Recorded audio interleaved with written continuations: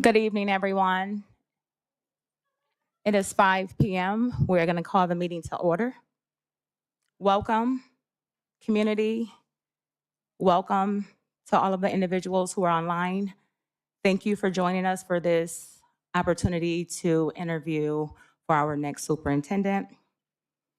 If you are sitting in the audience today and you will desire to have citizen comments, there are forms located on the back shelf as you enter into the room. There are also forms for feedback after the interviews take place and you wish to provide any feedback or ask additional questions, we will collect those feedback forms. And if it is a question that has not already been asked, we will present that question at that time.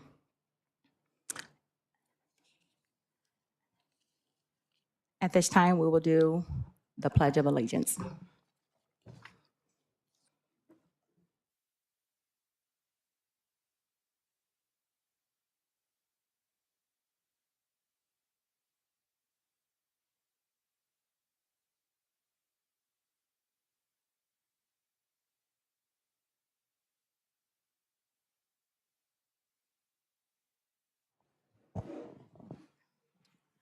Michelle, will you please do a roll call for us? Thank you. Ms. Hamilton? Present. Mrs. Simonetti? Mr. Reddy? Here. Ms. Sharp? Here. Ms. Acton? Present. And Ms. Hunt? Present. Thank you, Michelle. On the agenda, number 5, citizens requesting to address the board. We have one form at this time. Any discussion on the agenda? All those in favor of the agenda? Aye. Aye. Any opposed? Motion is passed. Any discussion? All right. Number 5, citizens addressing the board. Avion, please come forward.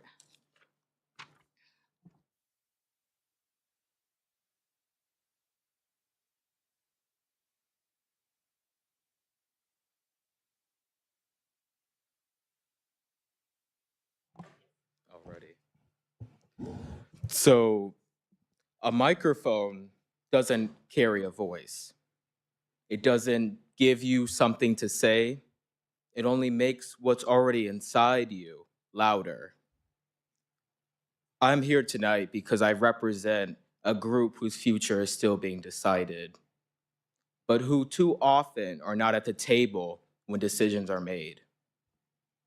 The youth of Jackson, the ones sitting in the classrooms, walking through the hallways, trying to figure out who they are, what they can be, and whether the people leading them believe in their potential. And the truth is, school is not just a place where we learn math, science, or history. School is a place where our minds and our spirits are shaped. Every adult in the system has power to lift a child up or to tear them down, power to build confidence or to cause lasting doubt, power to nurture curiosity or to silence it. That's why the decision you make when it comes down to the superintendent is not just about management. It's about the soul of our school. We need a superintendent who understands that children are not projects. We are not statistics. We are not trophies to show off when scores look good. And we are not problems to push aside when they don't. We are people, young people with real emotions, real struggles, real dreams. The youth of Jackson are asking for a leader who knows students, not just the names on the list, but as minds in motion, as lives in formation. A leader who does not manipulate us, shame us, or treat us like problems to be solved, but who challenges us, believes in us, and helps us grow. Because the wrong kind of leadership can mess with a young person's mind. It can make a student doubt their own worth, silence their voice, or give up on their dreams. The right kind of leadership, tough, the leadership we deserve, strengthens our minds. It teaches us to believe in power, to trust our voices, to imagine something bigger for ourselves and our community. You know, people often say to me, "You're the voice of the youth," because of the role I have, because of the education I've gotten, or because I've learned how to use my voice. But I've always corrected them. I tell them, I'm not the voice of everybody. I'm a microphone that is here to amplify your voice, their voice. I may speak for you, but only to make sure your voice is heard. That is the kind of leadership we are asking for tonight. A superintendent who doesn't just use the microphone to speak at students, a superintendent who uses the microphone to lift up students, to make sure we are heard, seen, and respected. Both candidates before you have worked hard, I'm sure. Both have earned experience, but we are not looking for someone who simply knows the system. We are looking for someone who will transform it, who will make it better. Someone who understands that education is not about control, it is about empowerment. It's not about managing students, it's about inspiring them. When you hand someone a microphone, you are giving them a choice. They can use it to make themselves louder, or they can use it to make a whole community louder. Tonight, we are asking you to choose a superintendent who will do the second. A superintendent who sees every young mind, not as a blank page, not as a broken thing to fix, but as a voice ready to be heard, ready to be amplified, ready to change the world. Thank you. Thank you, Avian.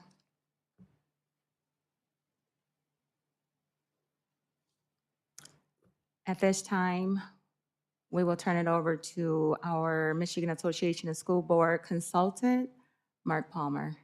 Thank you. Thank you, President. I'm going to address the audience first so we make sure they understand our directions here.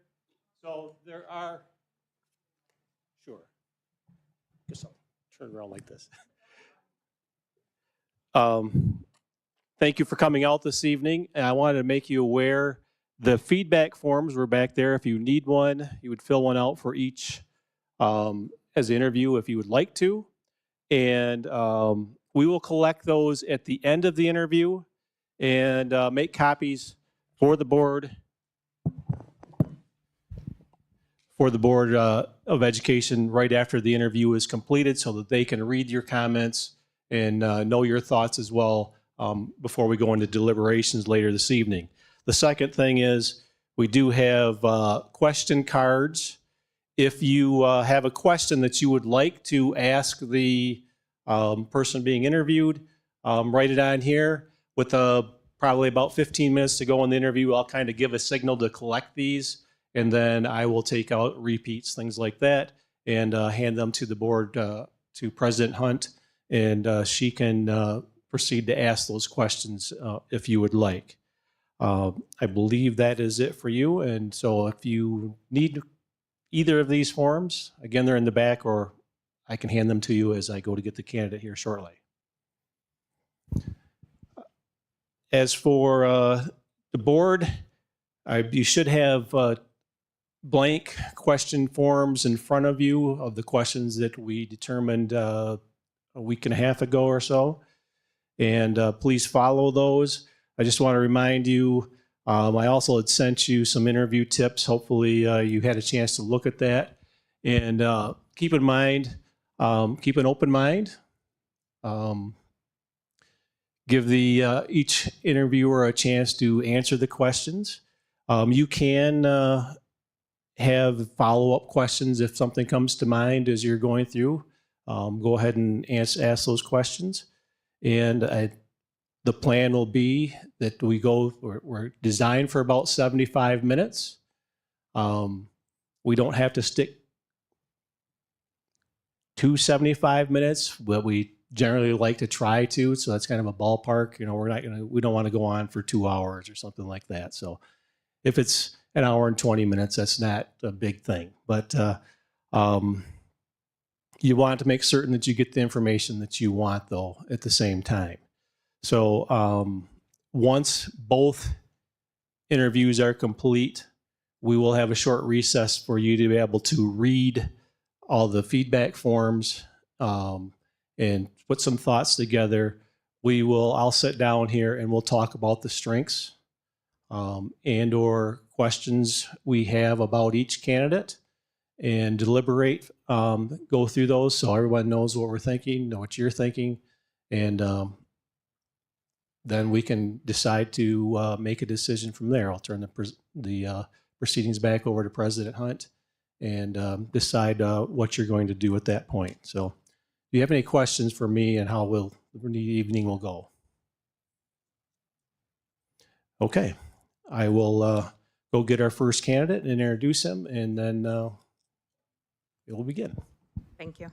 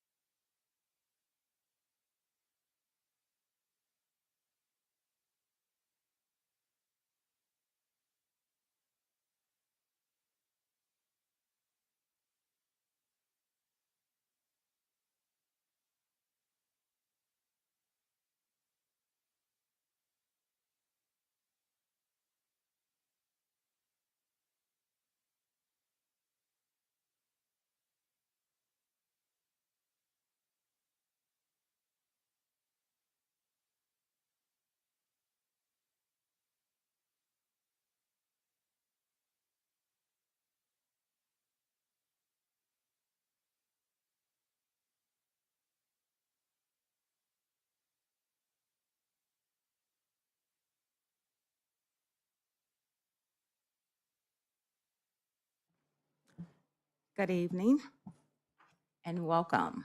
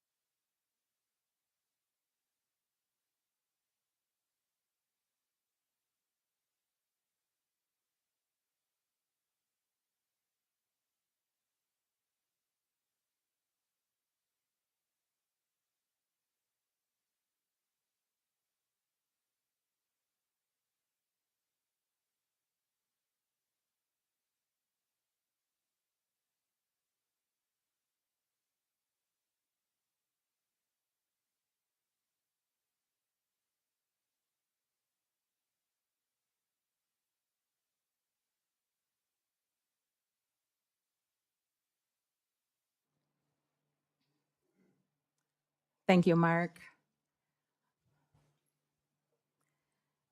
Before we begin, welcome, Jeremy. We will conduct questions in a round robin format.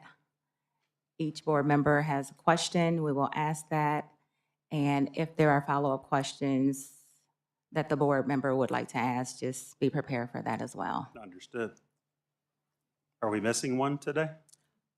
We are. Okay, thank you. I will ask the questions for Vice President Dobies in his absence. Thank you.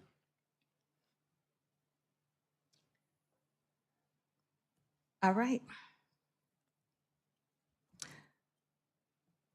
Mr. Patterson, we've had the opportunity to review your resume. Please tell us, Jackson Public School Board of Education, how your background and experiences make you a good fit to be our next superintendent. Okay, thank you for that question, Madam President. I do have the questions here printed out on my paper. I'm kind of a visual person, so if I glance down, I'm gonna make sure I answer the question fully. You've seen my resume, and I provided it for you again today. I have 27 years in public education, and I am just blessed to have had that long of a career, mostly with Jackson Public Schools, dating back to student teaching experience and coaching in about 1998 after leaving as a student. So I'm homegrown, and I think this is important for Jackson Public Schools and your next superintendent. I have a wealth of experience as a teacher, coach, and administrator at all three levels, meaning elementary, middle school, and high school, as a teacher, coach, and administrator. The last 3 years I've spent at Jackson Public Schools as assistant superintendent for secondary schools. And I've sat at the executive committee and central office, very close to the superintendent and the cabinet level administrators.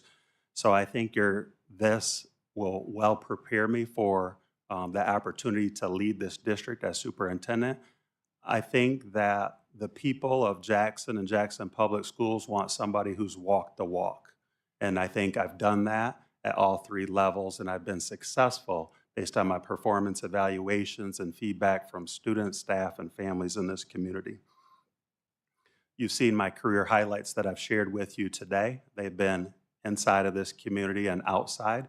One thing that I'm very proud of is I was elected by MEMSPA, which stands for Michigan Elementary and Middle School Principals Association, as their president. And so I served on that board for approximately 8 years, I think, 2 years as a minority rep. Then I was nominated president, and that looks like president-elect, president, and past president. So that's 5, so 7 years. Then 2 years I remained on longer as past president because people retired and did not continue to fulfill that. So MEMSPA is a phenomenal organization that benefits our leaders and administrators here with Jackson Public Schools. Some of our highlights are professional development. It's all about helping Jackson Public Schools to get better, and I have a lot of experience in that area, as well as growing membership. It's important to us as a district that we grow our teaching membership as well as our student membership. And finally, being a connected educator. We don't do this alone in education. We all don't have the same gifts and same strengths, so we need to lean upon one another, and that's my personal experience and my personal testimony. And finally, I'll end this question about what makes me a good fit as the next superintendent, is this is home. At the end of the day, I have very strong ties to the greater community of Jackson, both inside this community and outside of this community, and I want nothing more to be a champion for the city of Jackson. I've been here all my life. The furthest I got away was Spring Arbor, about 15 minutes down the road. Thank you. Thank you. Board members, any follow-up questions you may have? Hearing none, we will proceed to the next question. You have not held this position of superintendent before. How are you planning to grow within the role and advance your knowledge in areas such as finance, contract negotiations, etc., What role do you envision the board playing in this process? That's a great question. I have not had the role of superintendent, but I always try to do my best to be proactive, to not wait for the opportunity. But my friend said, you interview every day of your life. And so for 27 years, I've been preparing for this opportunity. In 2019, you saw on my resume that I participated in the Michigan Leadership Institute SUPS Academy. And that program is designed to support current superintendents or aspiring superintendents. And so I learned everything from active participating superintendents. They showed up weekly to talk about board governance, finance, communication, interviewing, and more. I participated with a cohort of people who are superintendents today. They are colleagues and friends today. And you saw in my letters of recommendations previously a letter from Dr. Stephen Tunnicliffe, as well as a former superintendent of Grand Rapids Public Schools. So that networking component is essential to my growth and development because I don't have all the answers. But when I don't do this work in isolation, when I do this collaboratively with this Board of Education, as well as people that I've made connections with outside of this district, I feel like I'm in a better spot. I'll speak to finance and I'll speak to negotiations. I served as JPSAA administrative president for 8 years with Jackson Public Schools. And so during that time, I sat at negotiations tables. Matter of fact, led that because I was elected by our association to do so. So I've negotiated multiple contracts from the Principals Association and have a strong understanding of those contracts. At central office the past 3 years, last summer we negotiated the teacher's contract, which I was an active participant, and also the secretary. So those contracts are in place. Currently, we began initial negotiations with administrators, which I'm well versed, paraprofessionals, and teacher assistants. So I have years of experience in that place. I don't know it all again, but I belong to professional organizations such as Michigan Association of Superintendents, which I've been to their annual conferences over the past 3 years. Funny story, today I was supposed to go to Michigan School Business Officials Conference to learn more about finance. And so I know I don't know it all, and there's a lot of hot topics going on right now. So I canceled my reservation, but I did not cancel my membership, so I receive ongoing communication, and there's a lot of communication in that space right now, so I'm learning every day. And then finally, I've been able to partner with this Board of Education at the board table at Finance and Facilities. We have ongoing conversations. Let me see if this is the place. What role do you envision the board playing in this process? Is really just having a clear vision of where we're at and where we see ourselves, as well as just continue to grow and get better together. I think we're in a pretty good situation when you look at the finance and the contract negotiations, as we have good contracts in place, and we're always trying to make them better to support our staff. Thank you.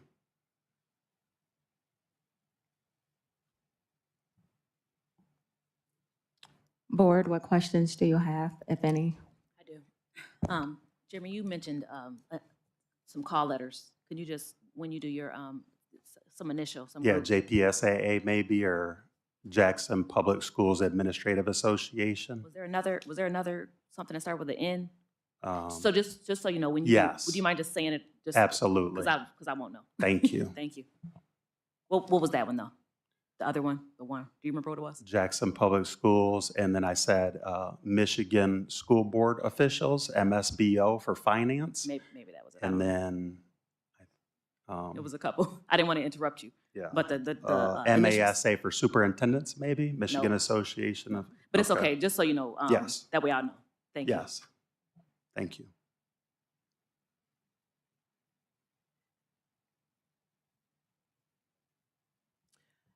Just a follow-up question regarding finance. Given our current budget deficit, what is your plan if given the opportunity to lead our district to come in and address that deficit? Absolutely. I think that is more than the elephant in the room. I think we have a strong finance department at Jackson Public Schools, and one thing the board responsibility has been is to prepare for a rainy day once those ESSER funds have kind of dried up. So we know we put those away expecting to spend down that foundational allowance. And so when I come in during this period of time, we understand that we have to control the spending. And so I think it's a question further in here, but I'll go further. And so we have two opportunities between the monies that we bring in and the monies that go out. And so we're in the current process. My role currently in that process as secondary superintendent is to look at our contracts and what are the contractual obligations that we have to fulfill for secondary programs.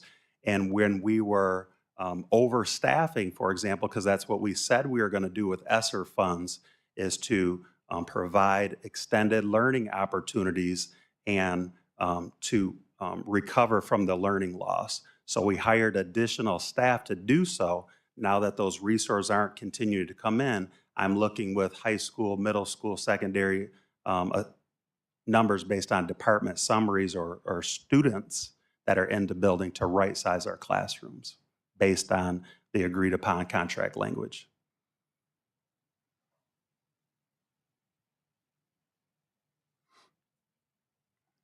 Thank you. Any additional follow-up questions? Hearing none, the next question will be provided by Treasurer Acton. So what methods will you use to attract and retain quality staff? Also, what will you do to attract and retain students to Jackson Public Schools? Thank you for that question, Treasurer Acton. I think that's a first things first with Jackson Public Schools, and it actually has been. So, as you know, we offered an incentive to attract teachers to this district, which was successful. And now that we're not doing that, again, I'll repeat, I have strong ties, having 27 years across education where I have personally recruited people to this district. I love Jackson Public Schools, and I don't mind telling everyone.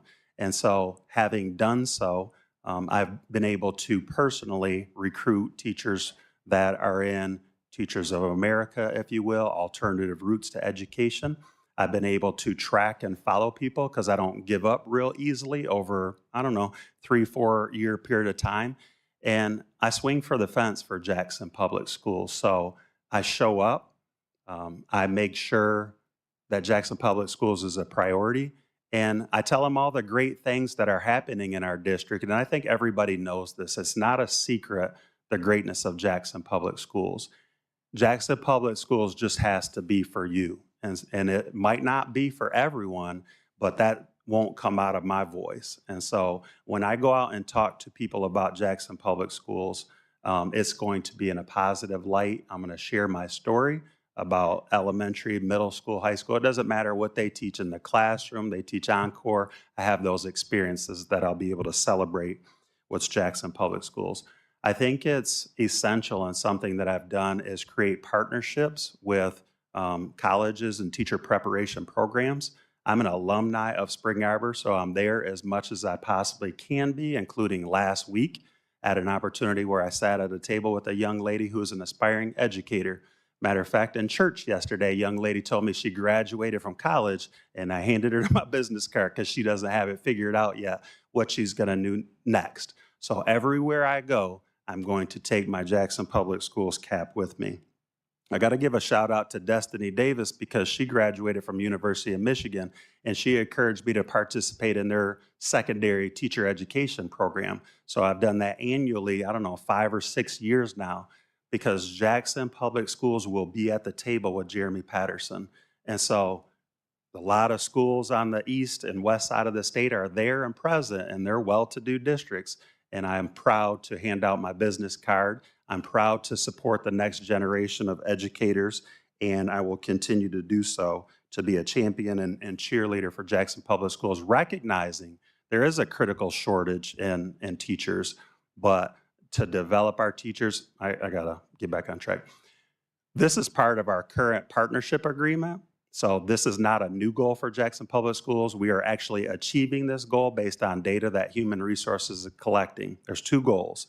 One is for early career teachers because the retention is a little bit more challenging. Did I get into something I didn't fully understand? That's why the support and professional development and mentorship and extra wraparound services need to be there for early career educators. And then for our veteran staff, same thing. We can't treat them any less valuable because they have the skills and the tools and the resources. And so one thing that I've done in my career is make sure they're seen and they're recognized as leaders. They become mentors to other teachers because they've been effective or highly effective, and they have opportunity to lead professional development within our school or at our staff meetings to be recognized as experts in their field. And I think that goes a long way in recruiting and retaining teachers. Students, climate and culture is everything. Student achievement is driven as well by the climate and culture of this district. This is what I do when I'm in the buildings. I build a positive climate and culture. I talk about the celebrations. I don't turn a blind eye to the things that aren't going well, but I'm going to shout it from the rooftop that if you do your part and we do our part, this is going to be a great experience. And so same conversation I had with teachers, wherever the young people go, I don't mind telling them about the great opportunities that are Jackson Public Schools. And sometimes they're surprised, wow, you guys offer a lot. And other times they're like, I didn't know, no one's ever told me about Jackson Public Schools. Currently participated in Kindergarten Roundup and make sure I use my social media platform and other opportunities to get the word out about our programs and offerings. I'm just going to get my timer out to keep Thank myself you. on check. Thank you. Board, any follow-up questions? I have a question. So, Mr. Patterson, Yes. I know that, that not all of your children went to JPS. Some of them graduated, I believe, from a different district. So what could we have done, or what will you do differently, or what could have, what could occur to have attracted your son here? And I don't know if that changes your answer to that, or Not at all, because I did everything. I was an elementary principal, I was a middle school principal, I was a high school principal. I went to court to try to make that decision happen, but because my son didn't reside with me for 50% of the time or more, I lost that argument. And my son also had a great experience, and so realizing what was beneficial to him, I didn't want to be a barrier for that. But thank you. No, thank you. That's very good information. Because, when I got on the school board, I didn't have all my children going here. And I understood how important it was for me to put my child in the best place, and in the best district possible. But again, I wanted to know if that would change your answer. Because, coming on as our next superintendent, potentially, people are going to ask, because people know, one of his kids didn't go here. So what would be different? He's recruiting, That's or right. I hear a lot of recruiting that is going to occur potentially should you become the next superintendent. So people will want to know, what, what didn't we do right for your son to come here? So it's very beneficial for you to have answered that question. Thank you. Absolutely. And here's the rest of my beautiful family with the all-in for Jackson Public Schools. Any additional questions?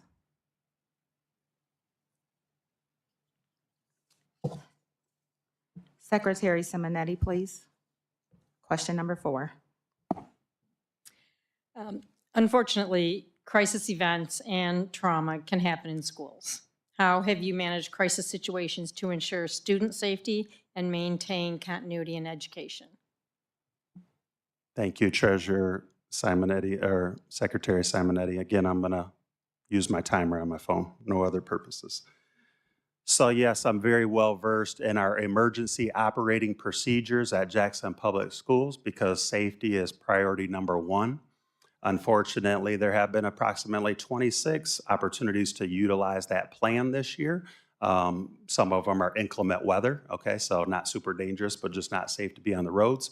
I had an opportunity where we had to pull a fire alarm because there was smoke in the science wing and thought there might be fire around chemicals. We should evacuate quickly, and we did so. And it turned out to just be a burned out motor, so the crisis averted. There was an incident last Friday when I was in my office that things happen in our community that sometimes are too close for comfort for our school system. So that was taken care of quickly. Thank you, Jackson Police Department, our strong partners. So something that we don't get to practice a lot is evacuation. So when I was the middle school at Parkside principal, Sharp Park Academy was evacuated because of a gas leak. They all had to get on a bus quickly, evacuate their campus, and middle school at Parkside became the reunification center.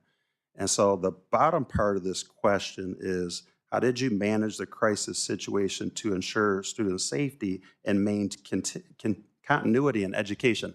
All of middle school at Parkside continued to go to school except for the gymnasium area, which we designated as a reunification center. It went very well, and I compliment the staff at Sharp Park Academy as well as middle school at Parkside for making this priority number one.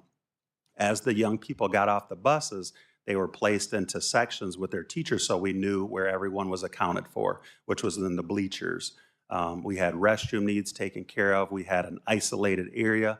We had student rosters that were printed out so we could take attendance again to make sure everybody got on the bus and they were safe at middle school at Parkside. I was kind of a facilitator in this process. The team from Sharp Park gets all the credit because they took care of business for their young people. They had to set up a station so that when parents were notified to pick their child up at Parkside, they had to go through one person to sign in and sign out. They had a process to go back and forth getting the kids, which our staff supported. We also wanted to make sure, because you spoke about trauma, that it was comfortable, that they had food, they had water, and any other needs were taken care of and addressed, as well as communicating with families, which is scary and nerve-wracking. But I'd say looking back on that experience, it went very well. We don't often get a chance to pick a whole building up, put them somewhere else, and find a way to get them home. But we did it, as I recall, pretty seamlessly. And it was a good practice opportunity, thank goodness, and no one was harmed in that situation. We do have situations which have been traumatic. I think about social media and some threats that sometimes name people, and that's why it's important that we have the staff in place, all hands on deck, to talk to our kids about what their experience was and to make sure we provide the space and opportunities for them to meet with our professionals, including our partners with Lifeways and other community partners that come alongside of us when we do have traumatic events that occur in school. Thank you.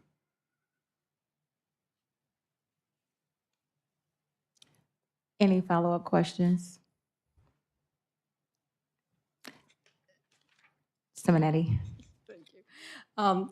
Could you talk about staff training and what your vision is on how they are prepared to also handle this variety of situations?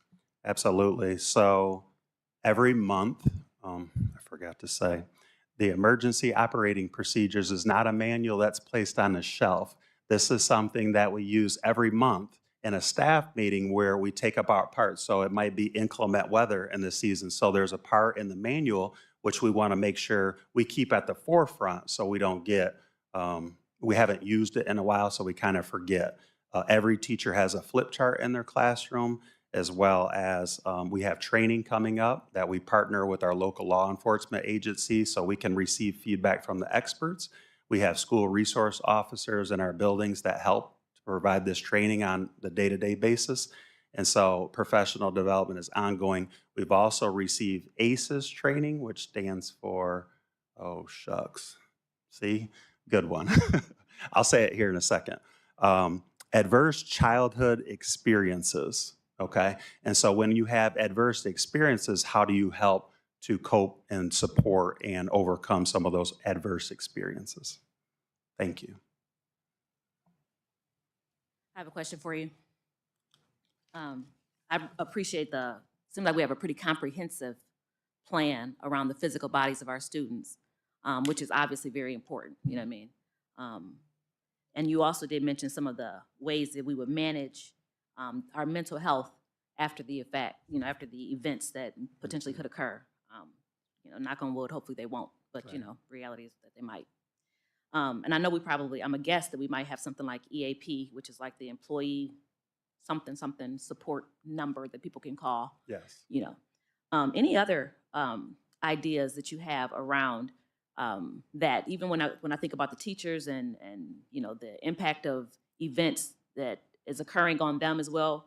Our students, I hear you say we've got Lifeways and we have counselors, which is good stuff. Mhm. But anything more? Would you want to expand on that any more? And thinking about the students, teachers, and even our parents. Any other? And again, I'm not talking about our physical bodies because it's pretty comprehensive. But anything more on the mental health of our folks should trauma and when trauma occurs? Yes. So it makes me think of our wellness. And at middle school, we talked a lot about social emotional learning and social emotional wellness. And when you talk about the whole child, it's academic, but it's how are you doing too? Are you seen? Are you heard? Do you have a trusted adult? Do you have someone you can talk to? So I think absolutely. I've done these things in the past where we've had wellness groups for our staff. Our human resources department reaches out regularly to communicate, hey, these services are available, they're anonymous, so you can feel comfortable if you have a need, and they explain the variety of different ways that they can help and support too. So I think being a former physical educator, that whole wellness aspect and part of our wellness committee, we do touch on other opportunities to check in with our staff or to create spaces where how do I want to say it? I'm thinking of professional development, I'm thinking of book studies. And so those are some of my experiences, just providing space that your wellness is more of a priority than, you know, how you performed on your test today, so to speak. Thank you. Yes, thank you. Any additional follow-up questions?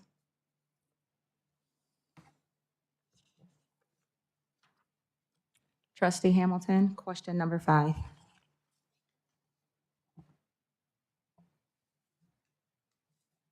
What are important issues in creating a good board superintendent relationship? And how do you facilitate such a relationship?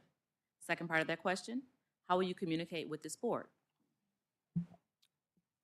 Yeah, this is very important. It's something I want to share a couple examples of what I've already done.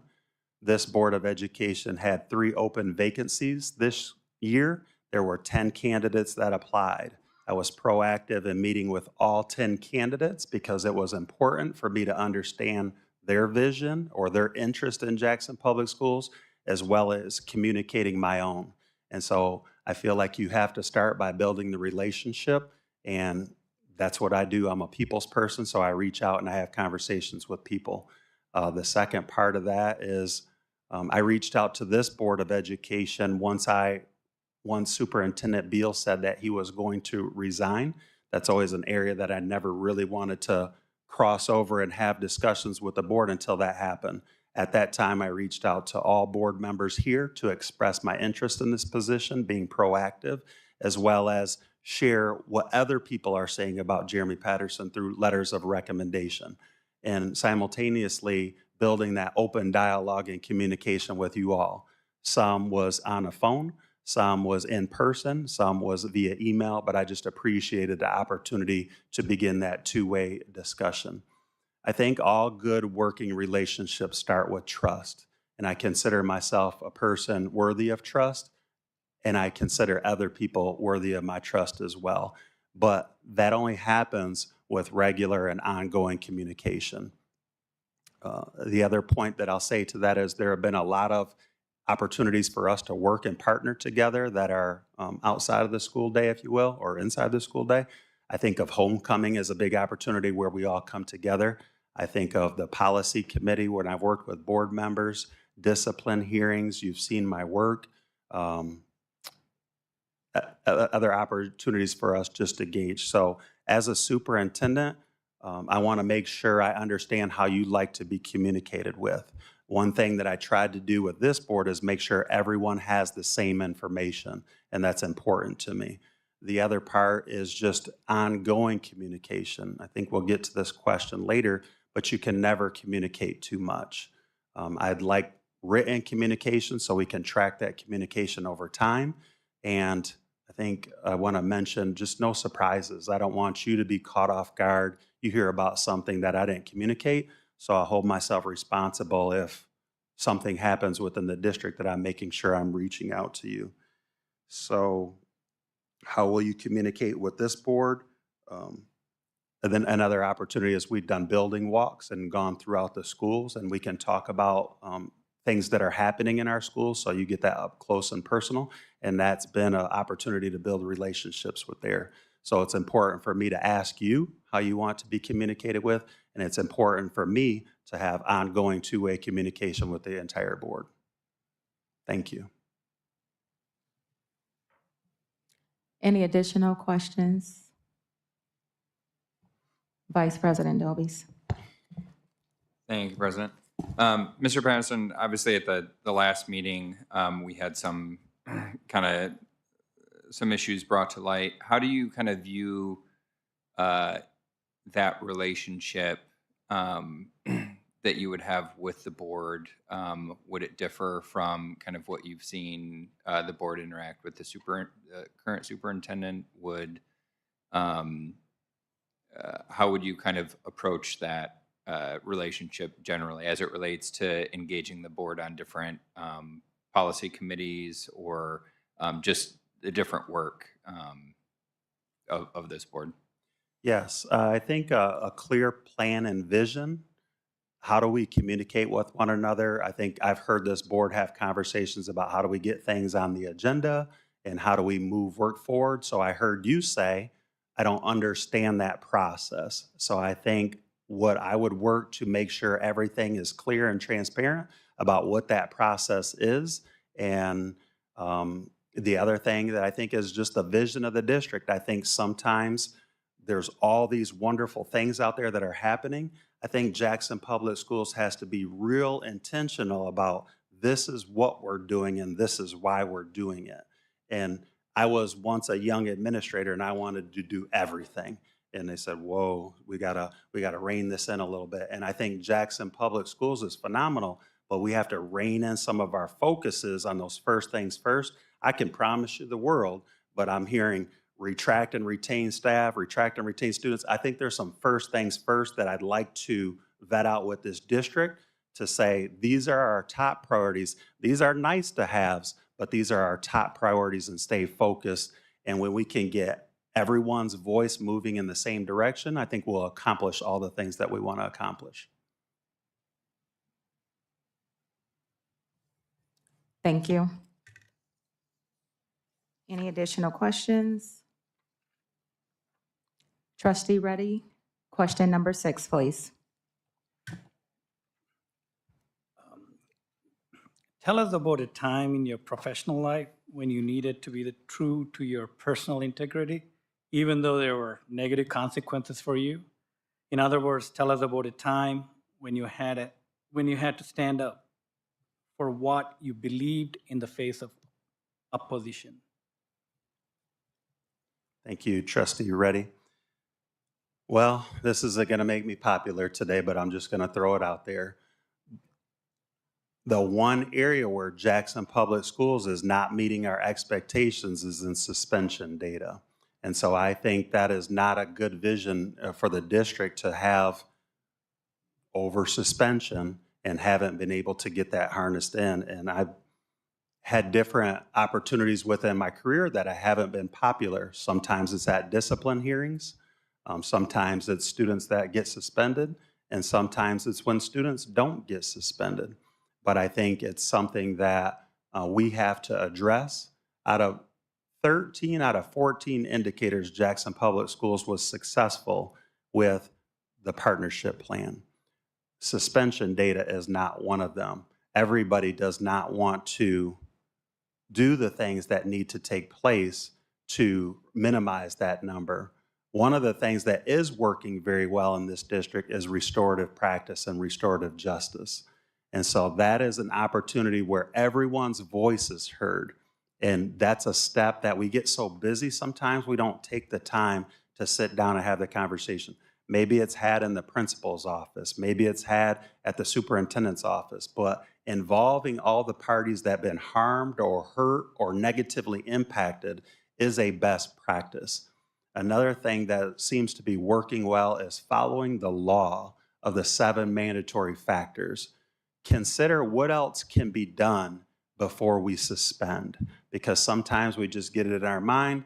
If you have a cell phone, you get this. If you have a vape pen, you get that. If you fight, you get this. And it's nice to be predictable, but also you need to look at the circumstances and then again ask yourself, are these consequences going to make a difference moving forward, or are we going to continue to just find ways to disengage some students from being in school and not finding success? So I'm sure it doesn't make me popular, but it's something that I have to get better at myself. I won't sit over here and claim to be perfect.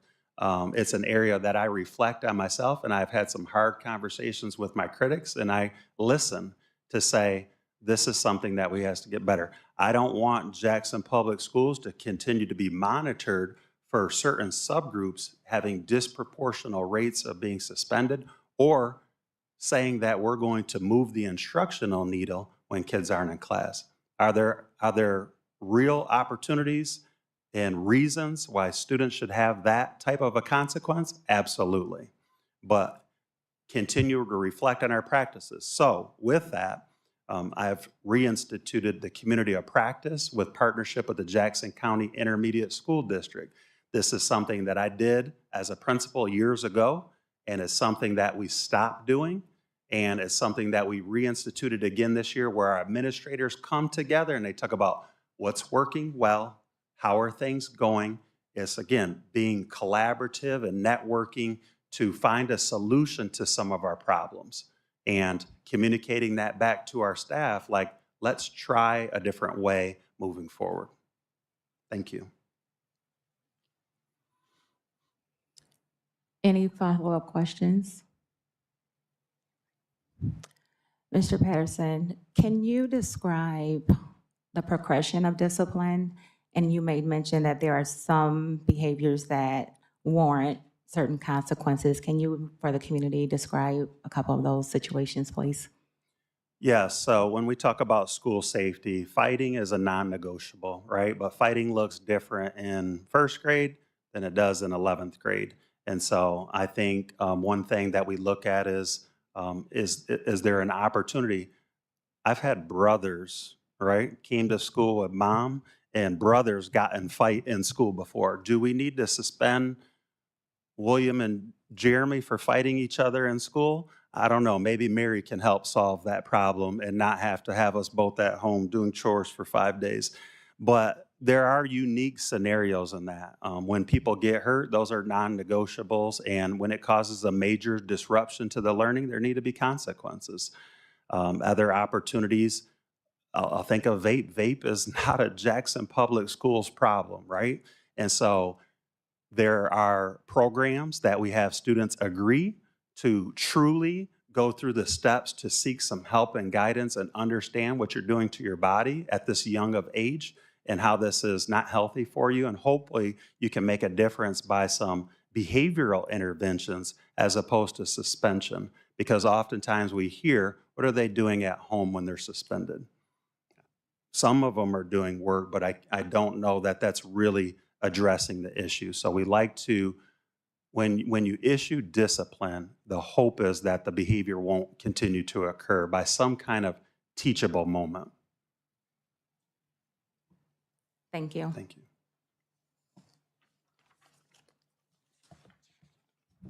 Trustee Sharp, question number 7, please. How do you view the role of the superintendent when working with and negotiating with our multiple unions? Yes, thank you, Trustee Sharp, for the question.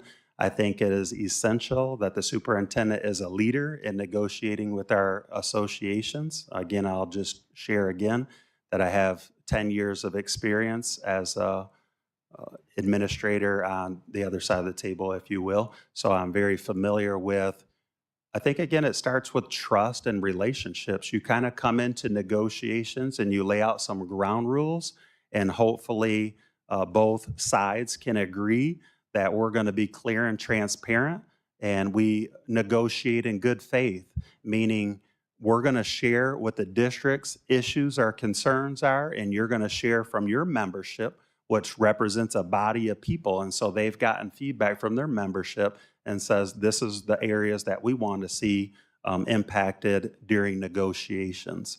I've had good experiences every time I've been in negotiations. That does not mean everyone gets what they're asking for, including the district. Another area that I'll reference, the superintendent needs to be knowledgeable in laws that are changing, because that might not have been addressed in previous contracts and negotiations. And the other thing, this Board of Education is going to expect the superintendent to have something that you can say yes to and agree. So I can say everybody gets a 10% raise, but then we might be back here in financial trouble again. So that's just not fiscally responsible. So it's the superintendent's responsibility, alongside the executive committee of cabinet, to collaborate and work towards a fair and appropriate contract negotiations. And again, 3 contracts are getting ready to expire this summer, and so there's a lot of work to do for the upcoming superintendent.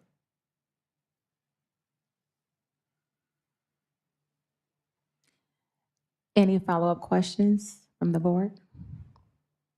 Vice President Dobies, please. Just one real quick. Mr. President, you've had a lot of positions, held a lot of positions with JPS from that span the scope of the experience here. Can you talk about some of the growth that you've seen in yourself through those positions as it relates to being able to now be the superintendent dealing with the teachers through those unions?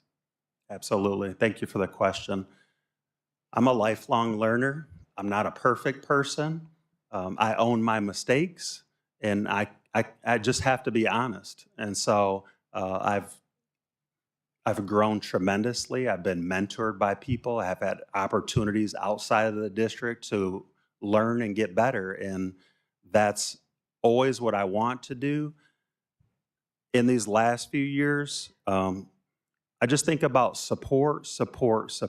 And I say that it's gonna come up in another question, but the last thing we want to do is go down the wrong direction of discipline or removal. We always want to go towards the gold standard of effectiveness or highly effectiveness, and these what those practices look like. So I try to communicate and just be open and honest that this is not personal, but we have a job to do. And so we might not agree at all times, but one thing I do well, I think, is I listen, and I can own my mistakes, and I can come to the table and meet with anyone. I think that's a skill that I have, is that I don't refuse to meet with people, whether they agree with me or disagree. Sometimes I say yes, and sometimes I say no, and so people are gonna be upset with Jeremy Patterson because he may have said no once or twice around the career. But at the end of the day, I wanna celebrate our staff. I wanna work collaboratively with our staff.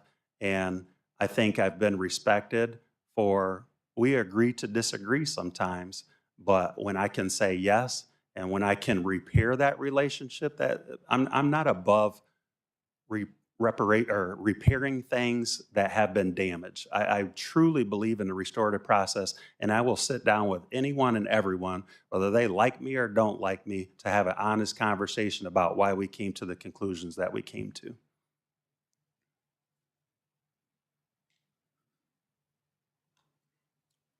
Thank you. Any additional questions? Yes, I have a question for you.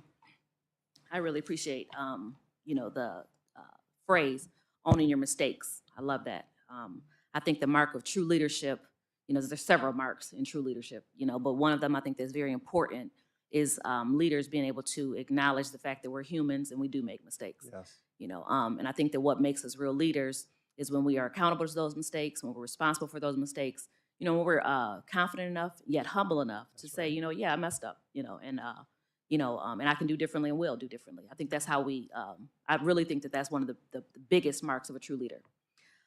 You talked about in Trustee Reddy questioned you or asked you about your integrity and being able to, acknowledge when you've had to stand on your integrity, regardless to what people feel about and how they feel about it. And I think that's also a huge mark for, a superintendent to have. You didn't mention any specific mistakes, and they didn't say, would you? But are there any mistakes that you would reference that you would say, I did make a mistake here, and this is how I would do it differently? Do you have anything like that? Yeah, I look back on a situation, the parent was tough, and I appreciate that in hindsight and really holding me accountable about the decisions that I make that impact lives. The example is a student that was being referred to an alternative placement. And I felt like there was a preponderance of evidence of what the student was doing well and not doing well in that situation. And I'll just say it like it is. They gave me the business. And I took it and I listened. And that was the decision, but it's never the final decision. So then I begin with, this isn't a forever thing, but these are here's the success criteria about how you can get back on track. Because I don't look at discipline or situations as being permanent, but being fixable, if you will, or an ability to approve. And so that's exactly what this student did, and the family accepted and met the success criteria, came back to middle school at Parkside, was highly successful at Jackson High, had a couple issues and challenges because we're not perfect, graduated, went to college. We have a positive relationship to this day. It was difficult, but it was fixable. Thank you. I definitely heard the student. I didn't hear personally, any mistakes, unless it was just you thought one way and then they were able to change your mind. Is that what the mistake was? And I mean, if you're just choosing not to answer that, you have that option as well, but I did hear about the student though, and I'm glad for them. I'll come back to you if I think about I should be able to think about, I make mistakes all the time. I mean, I can give you little things, but I'm trying to give you something good. Should we ask the lady behind you? You're making it real easy. Oh, a mistake. Yeah, I mean, I can think of a lot of easy things. They're just little things, but I own it in public. I have no problem with that in front of my staff.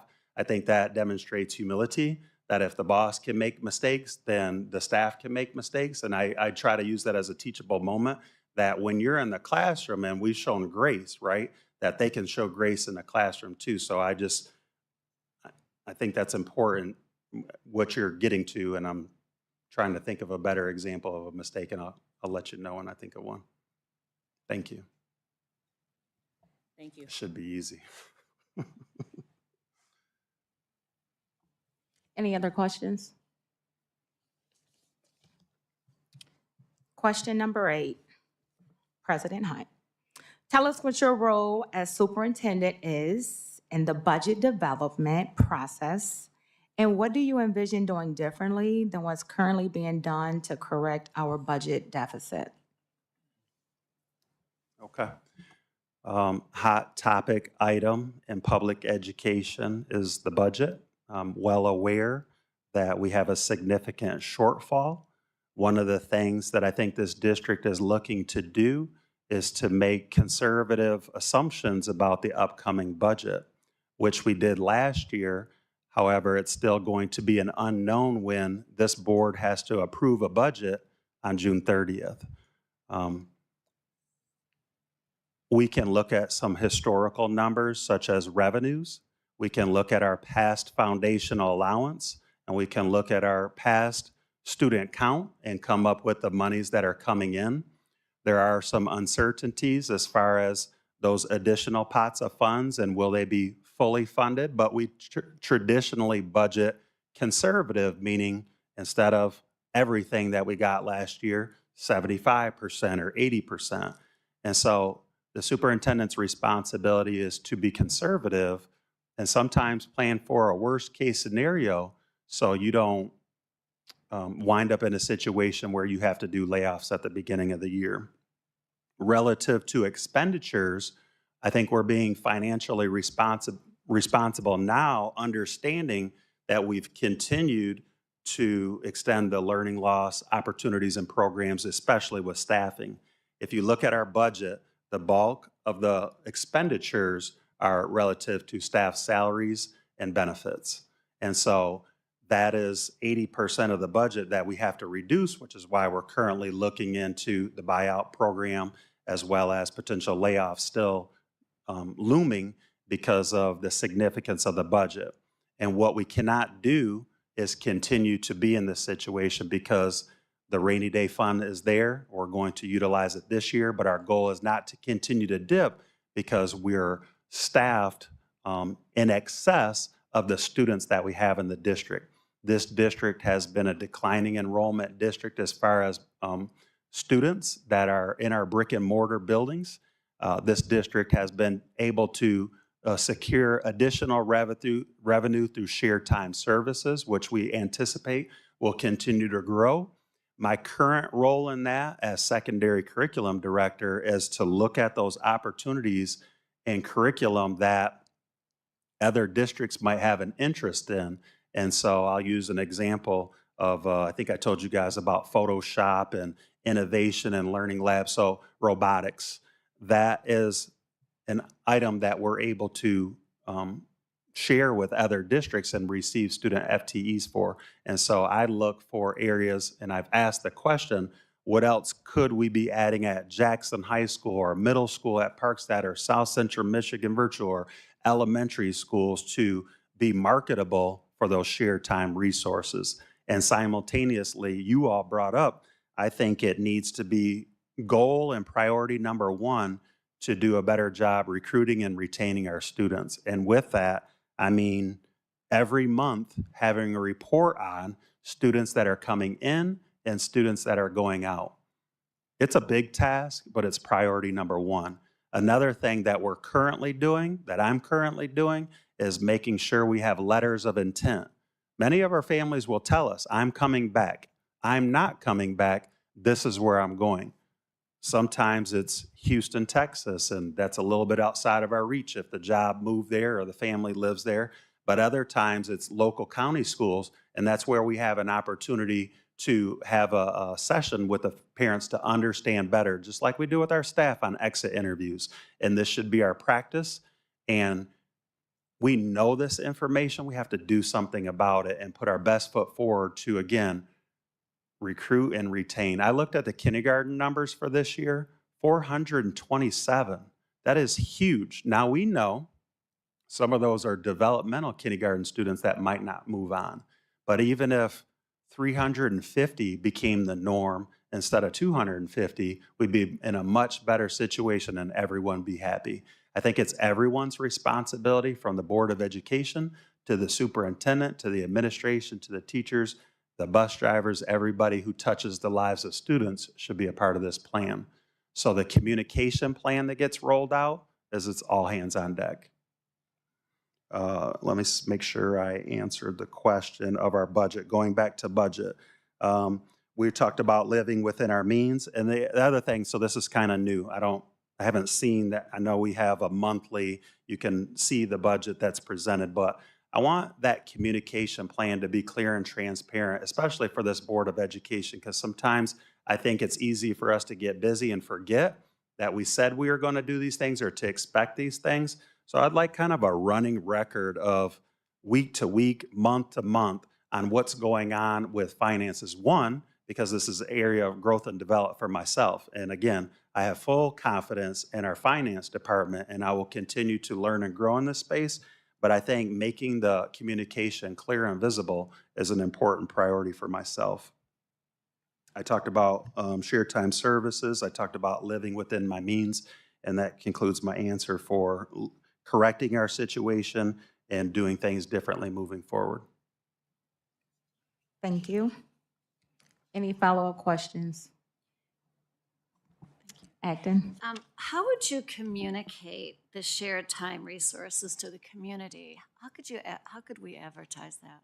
Yeah, how do we advertise that? It's basically advertising for other districts that are interested in our curriculum, but I think we could communicate again that Jackson Public Schools has the best of the best curricular offerings that our students have access to, as well as we use the example of our local parochial schools that they sometimes can't offer because they're maybe a little bit smaller in staff. And so, I mean, this is historical when a few of us went to Jackson High School that we had neighboring schools actually physically sent their students to our schools. So this is like a new version of that when they don't physically send their students, but we provide support and professional development and curriculum for their districts. Thank you. I expected a question from our treasurer. Any additional questions? I have one. Vice President Dobies, please. This will be an easy one. So the Trump administration has recently distributed a Dear Colleague letter, which I'm sure you're familiar with, that requires the state and local school jurisdictions to recertify compliance with Title VI in order to continue to receive federal funding. There's a variety of perspective on what that letter means and the interpretation of some of the verbiage in that letter. Clearly, I think it's inconsistent with some of the things that we have been doing here at JPS and some of the values that we share and we have talked about. And we've seen different approaches from right here in Jackson County with Jackson College taking different approaches to U of M, to Harvard. How do you, as a superintendent that is charged with advising this body, kind of balance some of those conflicts between, potential conflicts maybe, between our budget and our values? How do you advise this board on those decisions, and potentially how do you advocate for some of those changes and be kind of a fighter for the district? Phenomenal question. Can you write that down This for is me, please? easy. Okay, so the Jeremy Patterson approach is I don't do anything reactionary. I think many people act too quickly sometimes because of threats or pressures. Obviously, $8 million is significant, so that's going to catch my attention and raise my level of concern. But what I'm understanding today is is this legal, and is this going to pass multiple lawsuits that have been filed by advocates to threaten to take away resources that our public educators need based on work that's been done currently. So is that legal?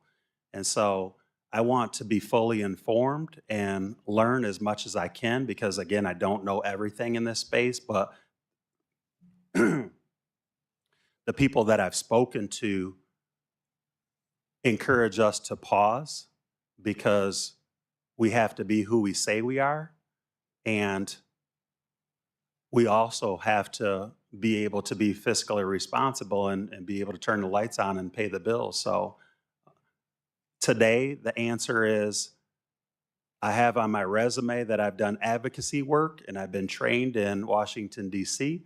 I've taken other administrators to the Capitol here in Lansing in our community. I've sat down with lobbyists and legislators and educators to give them our voice and say how this is harmful and how this is impacting how we're currently doing business. And so I feel like I would be a champion for this district because we have a high, one of the other items that was discussed is our food and our meal program. And so that was another area that current boards of education within Jackson Public Schools were able to secure. And a lot of our families and communities would tell us to fight for that, that's absolutely essential. And so I'll repeat that I don't make knee-jerk reaction decisions. I want to be fully informed. I want to let not just that process play out, but continue to advocate for Jackson Public Schools. Did I answer that question? Thank you.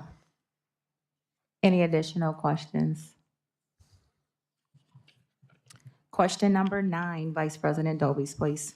Thank you. Mr. Patterson, can you tell us about a time when you have evaluated and adjusted your communication system to ensure stakeholders feel well-informed and engaged? Yes, I will publicly state that communication is the biggest thing that there is to the job of the superintendent, that's one. The biggest growth area for Jeremy Patterson, that's 2. So the question says, evaluated and adjusted.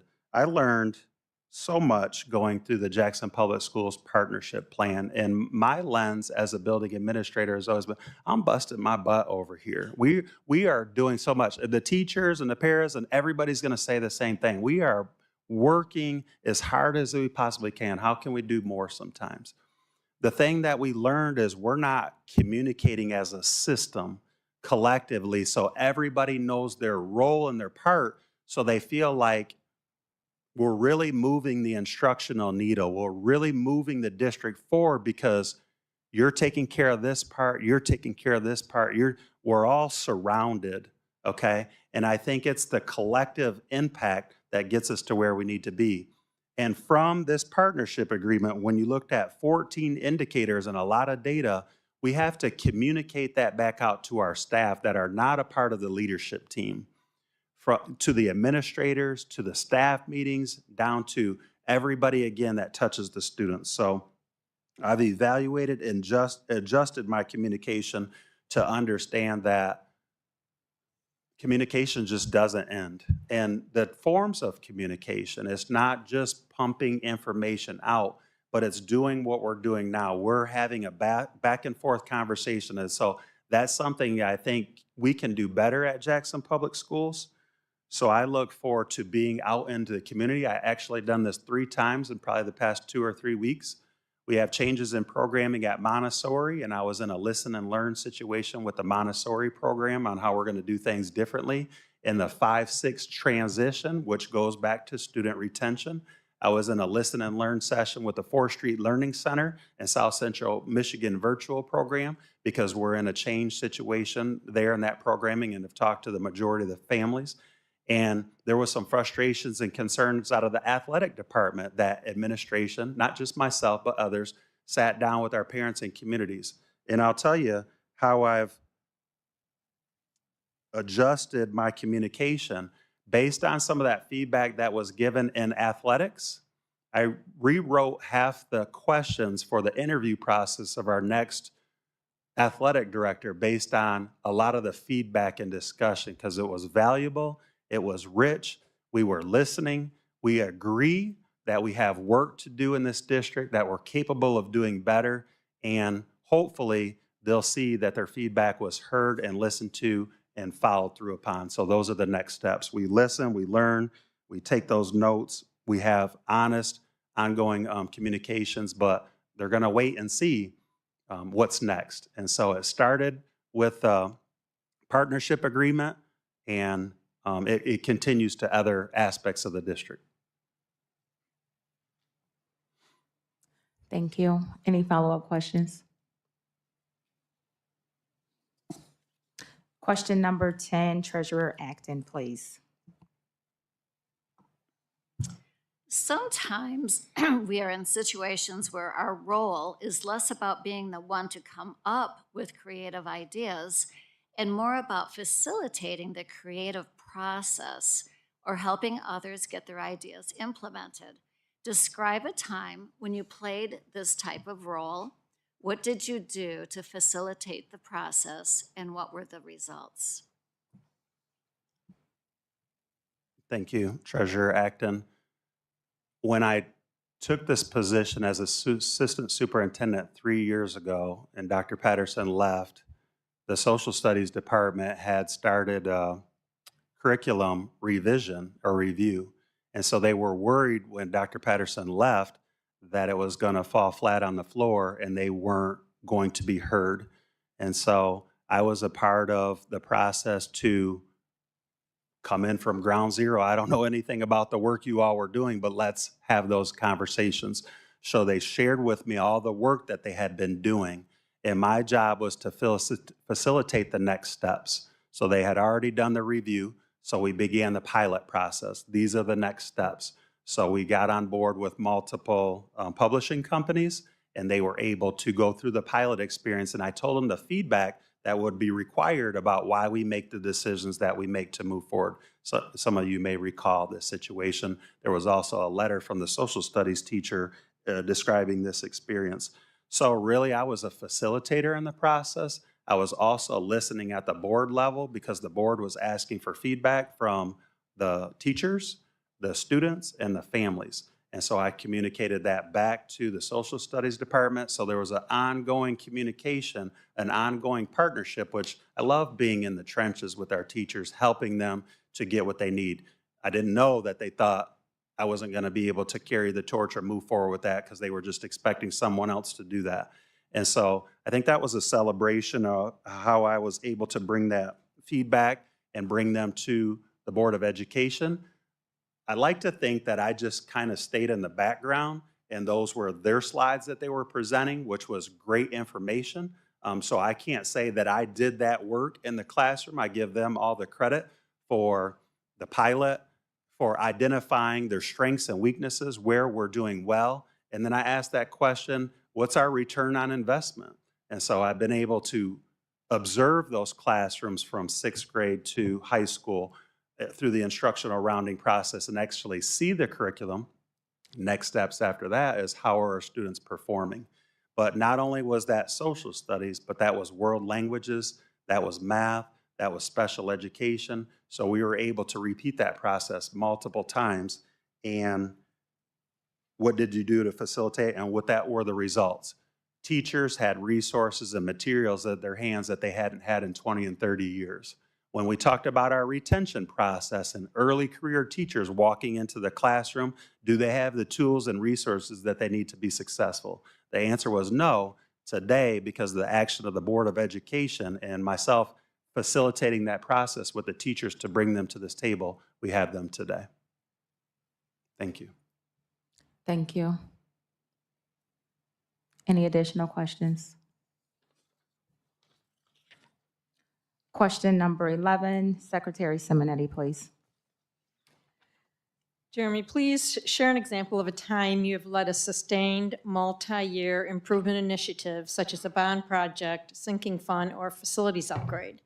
Please be specific regarding the situation, the task at hand, and your specific role and outcome. Thank you, Secretary Simonetti.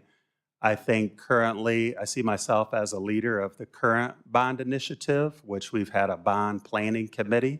I've tried to take an active leadership role in that, knowing that Superintendent Beal was going to be retiring by the time we, one, get ready to present to the Board of Education, and two, hopefully, potentially, bring this to our community in November. Prior to this, my experiences with bond programs as principal for instruction at middle school at Parkside.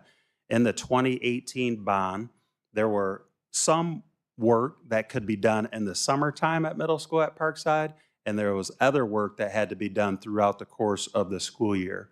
I felt like I was a liaison and a communicator between our construction management team, okay, what's going on at middle school at Parkside this week, and our staff, because there were significant disruptions to the facilities and the learning experience. And there was a lot of apologizing, but more importantly than that, there was just an immense amount of communication. Sometimes the internet didn't work. Sometimes the phones didn't work. Sometimes there was plastic set up in the hallways. I literally took the science wing and moved it to the math wing in the middle of the year because of the renovations to the science wing. So was it fun and comfortable? Absolutely not. But was it a means to an end? Absolutely. And our teachers, I helped them to understand this process that kind of begin with the end in mind. It's going to be good one day. And they bought into that. They kind of rolled with the challenges that was the construction bond process, and I did my best to be right there if something was going wrong, to understand what their experiences was, and is there any solution that I had for them at that time, or is there something I could communicate back to the construction company that, hey, we have to do this work after school, or hey, we have to work without technology today.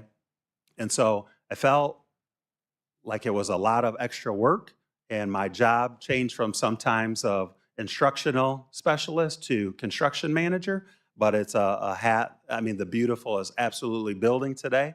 We have safe and secure entryways. Our science wing is phenomenal. Our schools are filled with orange and black and the Viking spirit.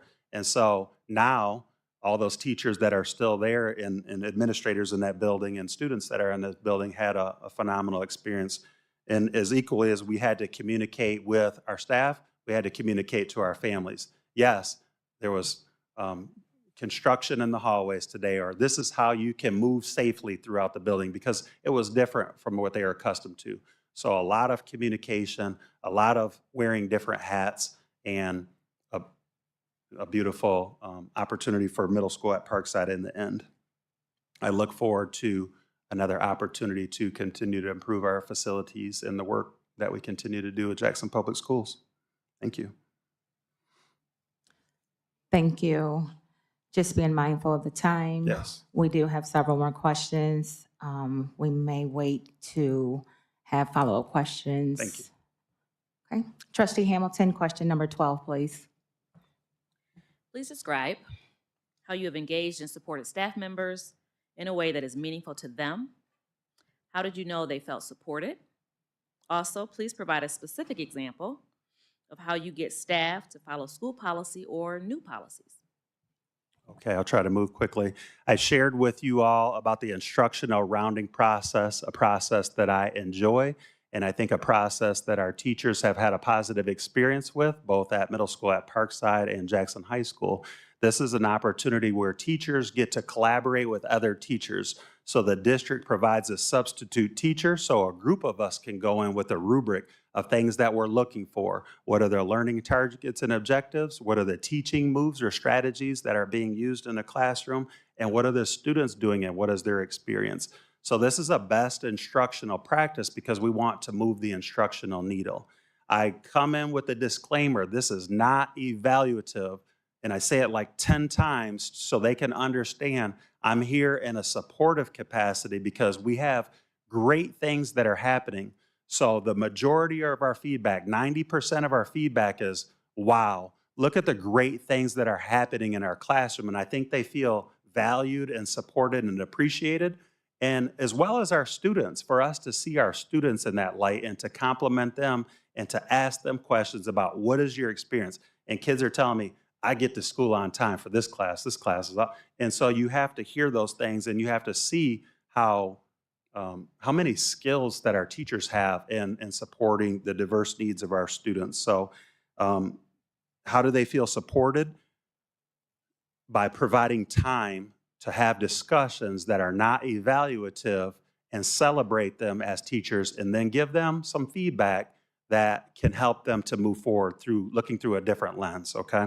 Also, one thing that they did was they came to the whole group. If we did this process with the English department, they came back to the whole staff meeting and shared it out with everyone. And so I think that's what my leadership looks like when I wasn't present, is teachers are talking about, this is a great practice at Jackson High School. Let's give someone else a heads up. It's coming your way. You're going to enjoy it. It's going to bring lunch, and it's going to be a productive process. But really, it's written feedback that is delivered back to them. I like face-to-face. I don't like to just send emails. But we did this face-to-face, and I feel like it was celebrated as a best practice at both the middle school and high school. Finally, this, I think, is kind of a different question specific to school policies and procedures. There's a lot. We could talk about off and away, which is our cell phone procedure. I'll talk about 10 minutes before and 10 minutes after school was a newer expectation that was written into the contract. This goes into safety and security, right? Because we have issues with students as they get off the bus and by the time they get to the classroom. So we did 10 minutes before and 10 minutes after. And so one thing we did was ask that, where will you be during this time? And they said, I'll be outside my classroom door. I'll be at Hollywood and Vine. So I'll be at the buses doing dismissal. Everybody had a space to be, and you have to follow up and monitor and explain why we're doing these things. This is safety and security. This is relationship building during non-instructional time. If you look at our data, this is where kids have issues sometimes, is when they're not being supervised. So that was a strategy that we implemented through the contract, that our groups understand the why, and we monitored that and had conversations, try to be supportive conversations of, hey, I need you to be on your post. If you have a dentist appointment or you have to leave today, just communicate those so that we know and we can provide additional coverage and support, because people are absent sometimes, and that's okay. But to communicate the expectation, to follow through and make it very clear what the expectations are. Thank you. Thank you.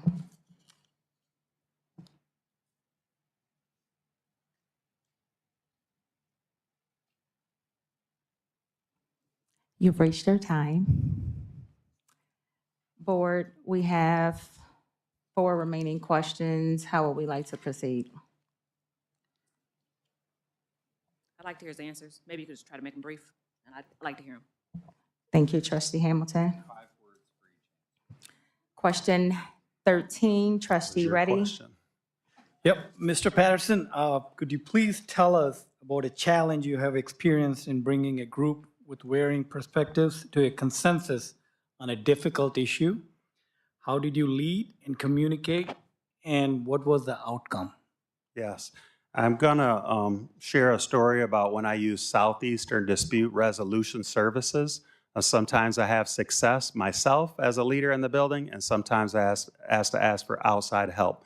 There was a very delicate and difficult situation that took place in the community that was spilling into our schools. I had tried to talk to the young people to no avail. And so I was getting to be at a difficult situation, so I called them for support. They do a tremendous job. I was concerned about safety in this meeting, but they said, no, we will not invite the police department in to this conversation. It doesn't go well when we do that. And so we didn't. We facilitated these circles, and everybody had a voice. There are ground rules that need to be met. And so everyone had extremely different views coming in a common understanding that their voice was heard at the table at that meeting in a respectful, sequential process. I never had another issue out of those young people again, not from the families, not from the students, and I'm grateful for the community partnerships that we have in Jackson. Thank you. Question number 14, Trustee Sharp, please. As superintendent, how would you work to ensure the sustainability and reputation of Jackson Public Schools? Yes, thank you, Trustee Sharp. Jackson Public Schools has a rich tradition of academic excellence dating all the way back. I believe people love Jackson Public Schools. I'm one of those people. I will be the champion for Jackson Public Schools. I will be highly visible in this community and continue to leverage every resource that this community has for the betterment of Jackson Public Schools. A better Jackson Public Schools is a better Jackson. Finally, some of my norms are continuous improvement, seek solutions, and focus on the needs of our kids. That's why we're doing what we're doing. And I think if we continue to take care of our kids, we'll continue to be a trusted entity in this community where people feel safe and valued sending their children here in the future. I think we do a good job, but I think we can be great in this space. Thank you. Trustee Sharp, question 15, please.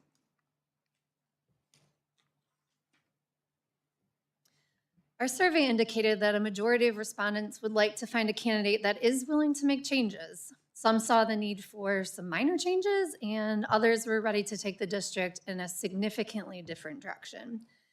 As the next superintendent, what would you do differently from the current administration to make your own mark on Jackson Public Schools? I feel strongly that Jackson Public Schools needs a strategic plan. I think that will create a vision. I think that will create a comprehensive program that everyone can understand, that everyone's voice is represented in the plan. I believe we currently have a close model in the partnership agreement, and I strongly believe we won't have that agreement after we successfully complete at the end of next year. So I'm not necessarily saying this summer, but I'm saying by the end of 2025, 26 school year, we should have a strategic plan in place that we've had a lot of thought and feedback from our community and specific and targeted goals that we can move this district forward, and everybody can agree to those things and move this district together collectively.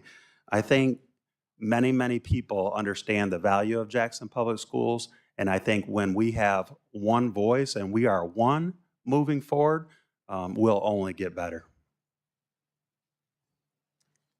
Thank you. As we wind down our time together, would you like to ask the board members any questions or leave us with any closing remarks? Thank you, Madam President. To respect your time, I'll ask my question and maybe you can just email me. How about that, if you so choose? What qualities do you believe are the most essential for the next superintendent to be successful here? I don't think that's anything that you have to answer right now, but I'd like to know the success criteria for the next superintendent. I want to thank the community for the support. I want to thank my family for their unwavering support of Jeremy Patterson. I want to bring the fun and enthusiasm and passion and energy to Jackson Public Schools. And if I haven't said this before, I absolutely love it here. Jackson Public Schools has built Jeremy Patterson to be the professional and the person that I am today. And I'm going to conclude with this because many of my mentors and people have asked me along the way, are you sure you want to be a teacher? Yes. Are you sure you want to coach basketball? Absolutely. Are you sure you want to be the principal at Frost? Yes. Parkside? Yes. Superintendent of Jackson Public Schools? I'm all in. Thank you for this opportunity to share a little bit about Jeremy Patterson. I hope I have the opportunity to speak to you in the very near future. Thank you so much. Thank you so much.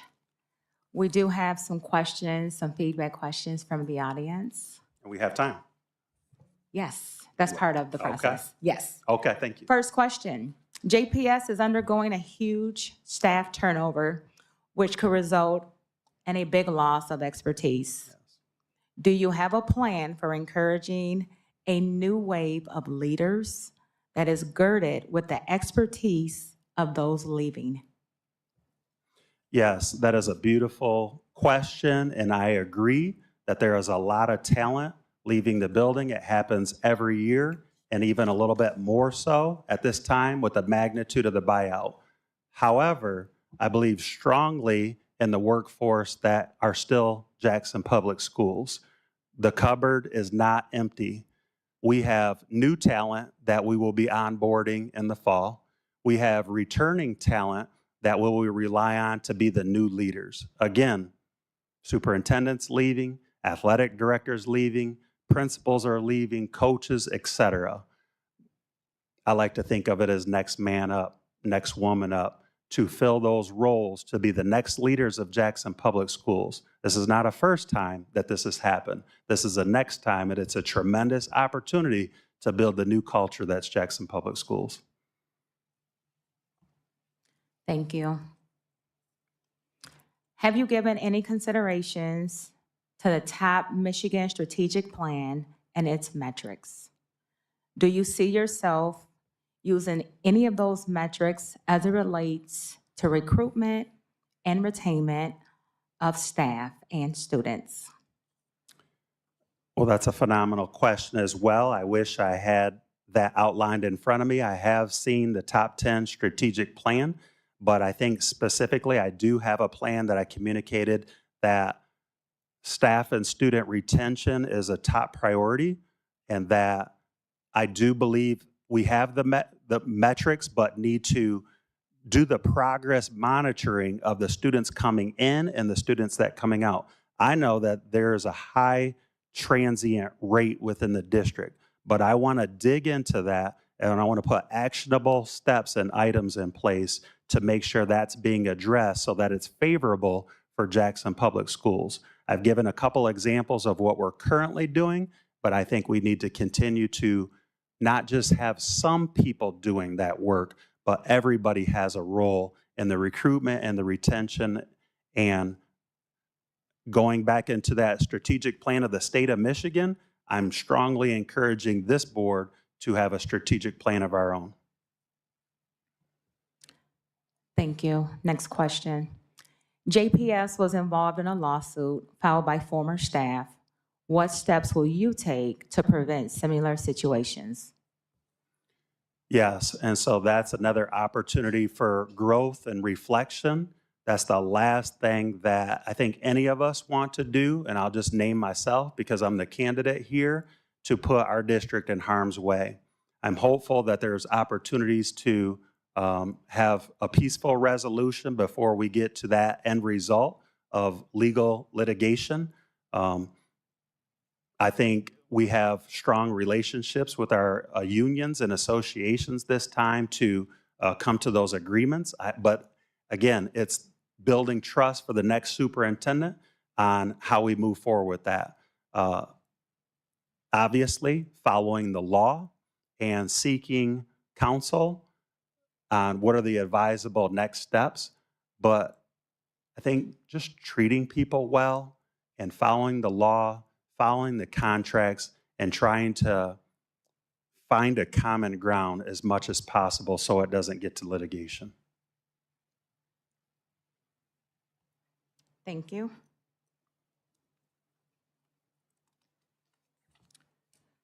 How will you repair the relationships between JPS and parents? How will you engage them better? The second part, please. How will you engage parents and JPS staff better? I heard staff and parents. Parents better. How will you Okay. engage them better?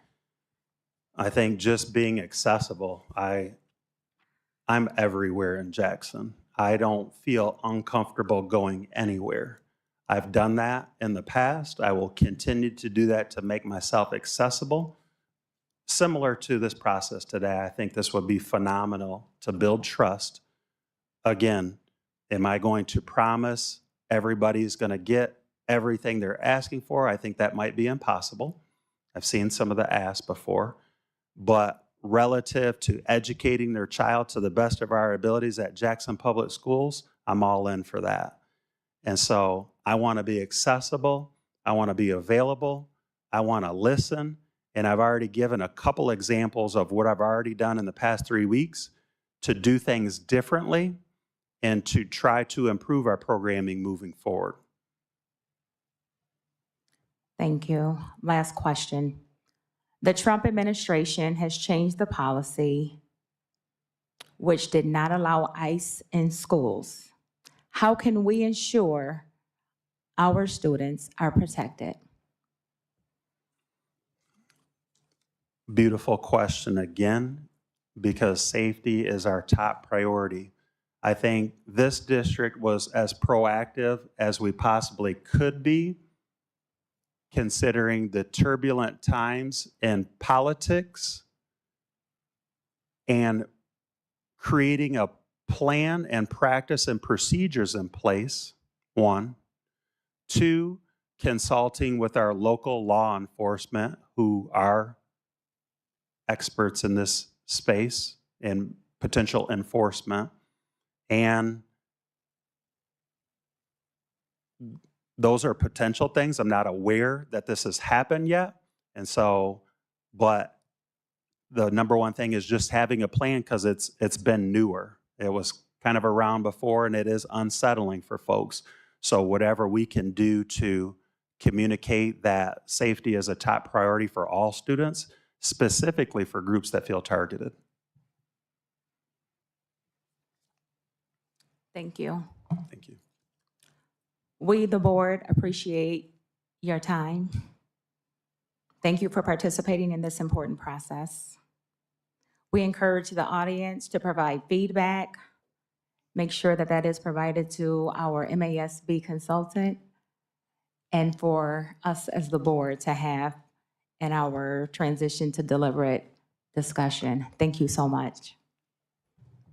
I just want to say thank you for the community and get to turn around and acknowledge you. And so I just want to acknowledge you before I leave. Thank you so much for being here. At this time, we will ask for a motion for recess.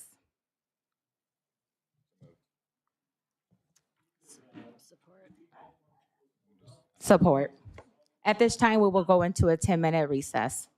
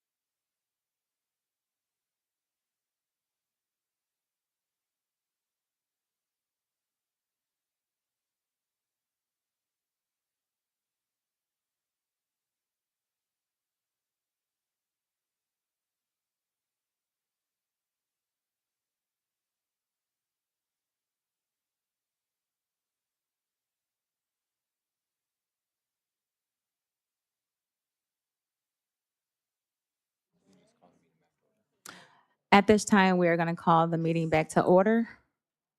Our consultant, Mark, is getting our second candidate.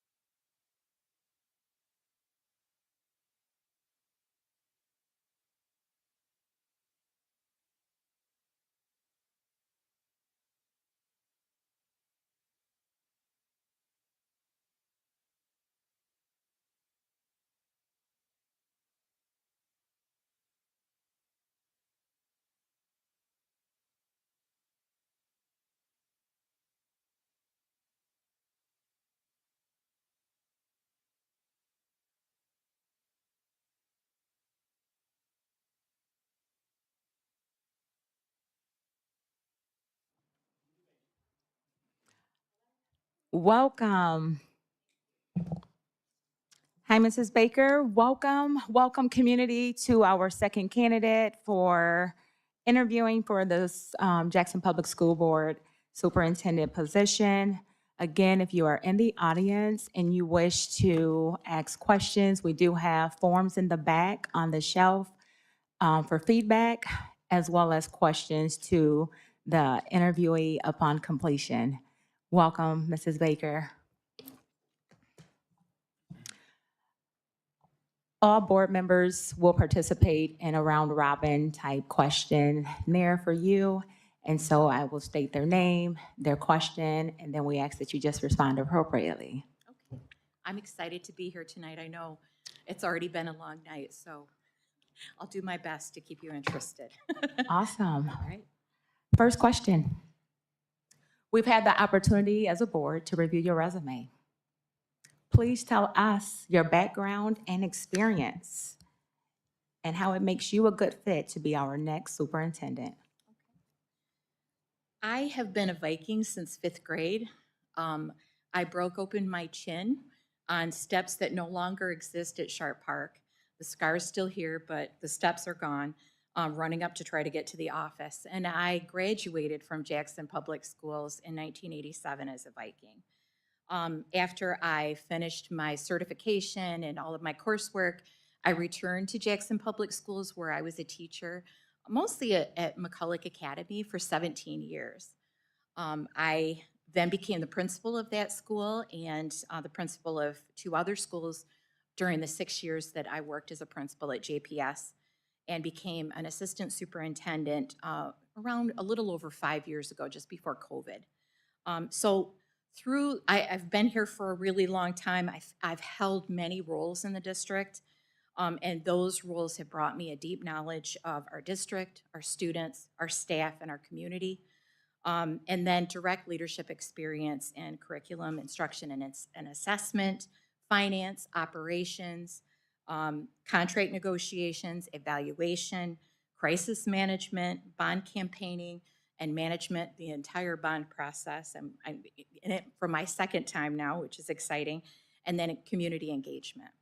And during my time at JPS, I have led initiatives that improved student outcomes through the adoption of 2 curriculum programs that I led those committees. I developed and launched a new Young Fives program for our district. It's not new anymore, but we have 4 rooms in the district, and that's been a wonderful way for us to provide an opportunity for students that may not be quite ready for kindergarten to get up to speed so that they can be super successful kindergartners. And then I opened a new school at JPS, JPS Montessori School. It's the only free public Montessori in the county. Most exciting thing I ever did, because I knew nothing about Montessori. I just got tapped. Guess what? You're opening up a Montessori school next year. But it was a wonderful opportunity. And I also led our district team through the creation and implementation of the partnership plan. That's been my baby for a while since that happened, and we've done some really important work through that.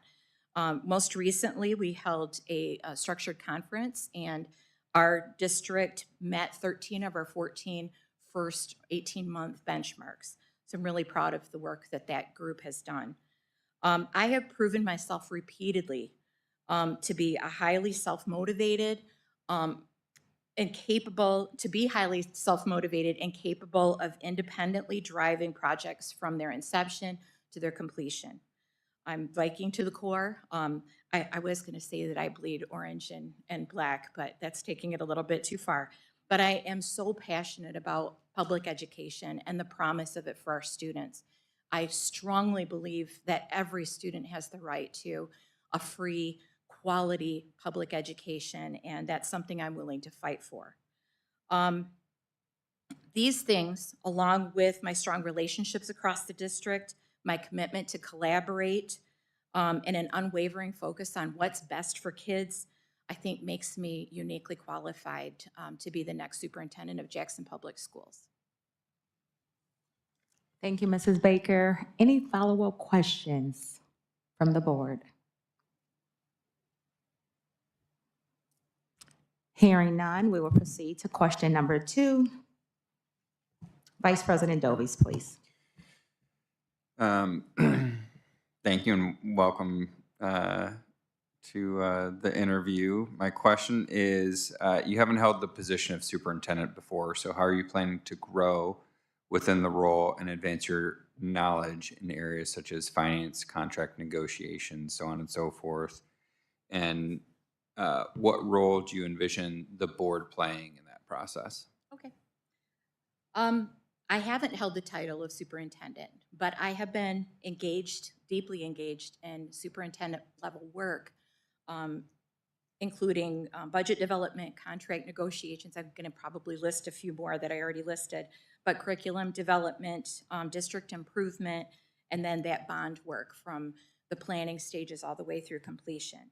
And I have a commitment to continuous learning. I have always loved to learn. I'm a huge nerd, and you will see if you look at my calendar, many of you, I've shared my calendar with you, that whenever I can find it time to do it, I'm constantly looking for new learning that is going to make me a stronger in the role that I currently hold, and any future role that I aspire to. So I plan to continue doing that if I become your new superintendent, by engaging with a strong network of mentor superintendents, and then continuing in my my membership with professional organizations that provide up to the moment updates on all the things that's really important for our district to stay on top of, from finance to what's happening on Capitol Hill that will impact our district. And then also trainings that they offer. So organizations like MAS, FPS, and MASA. I'm already a member of MAS, FPS, and that's been, especially with our the current issues that we're looking at around finance, has been an invaluable connection. And so I envision the board as key partners for active collaboration, that you will offer strategic direction, accountability, and support as I grow into this role, but always with students at the center of every decision that we make.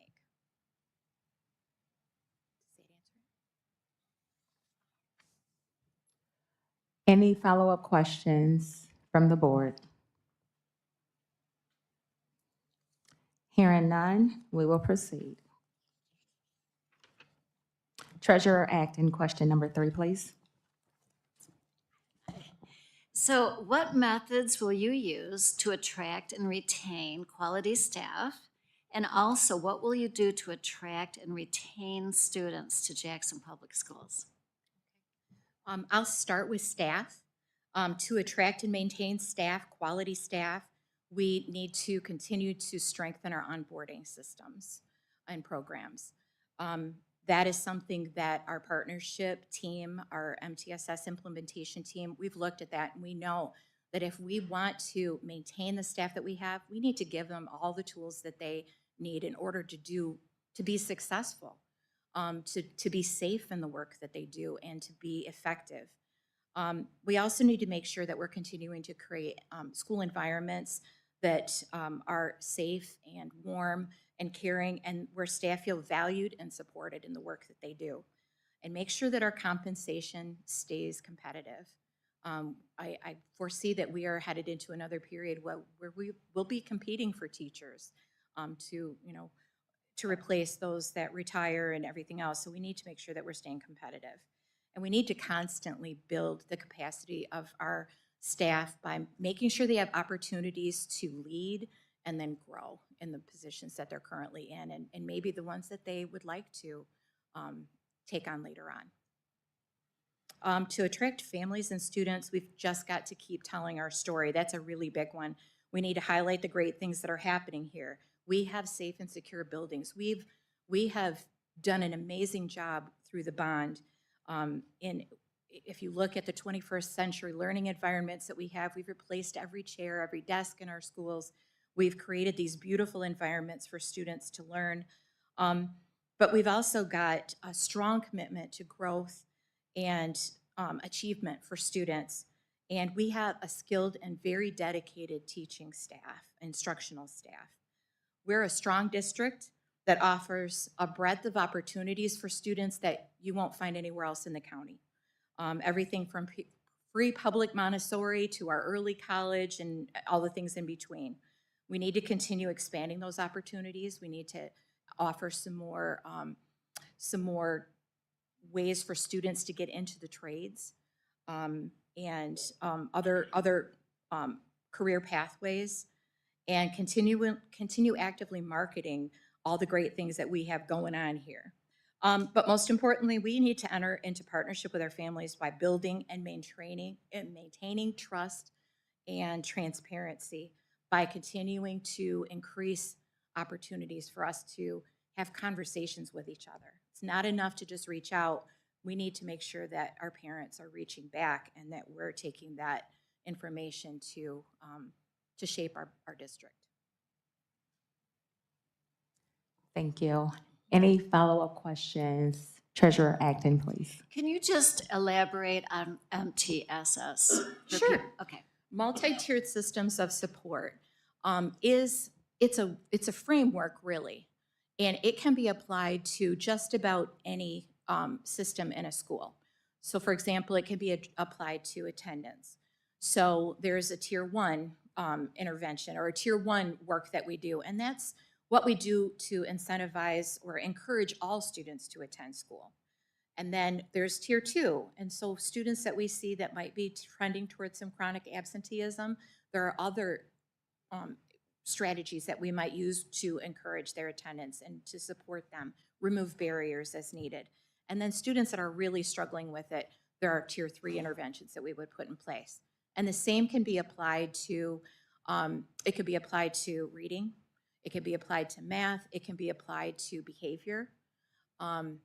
Really, it's a wonderful foundation and structure for us to really apply to all of our systems. Mm-hmm. Vice President Dobies. You spoke about competing for teachers. In a similar sense, we compete for students. Where do you think we can go to attract students to JPS? I think that we need to continue finding every opportunity to get onto campuses and put ourselves in front of these pre-service teachers. And so I know that this year I participated in, it was a wonderful event where I got to do mock interviews for those teachers. And I handed my cards out and talked about my district. And I know that Jeremy Patterson did the same. But there are so many opportunities like that that we need to seek out and get ourselves in front of these pre-service teachers wherever they are and try to get them to come and visit our district, come and do their student teaching here. That's usually the route that we, in the past, that we always took, was that we would have teachers that would come in and they would either long-term sub for us, or they would do their student teaching here. And then it was just a natural thing that they would roll over into an actual position.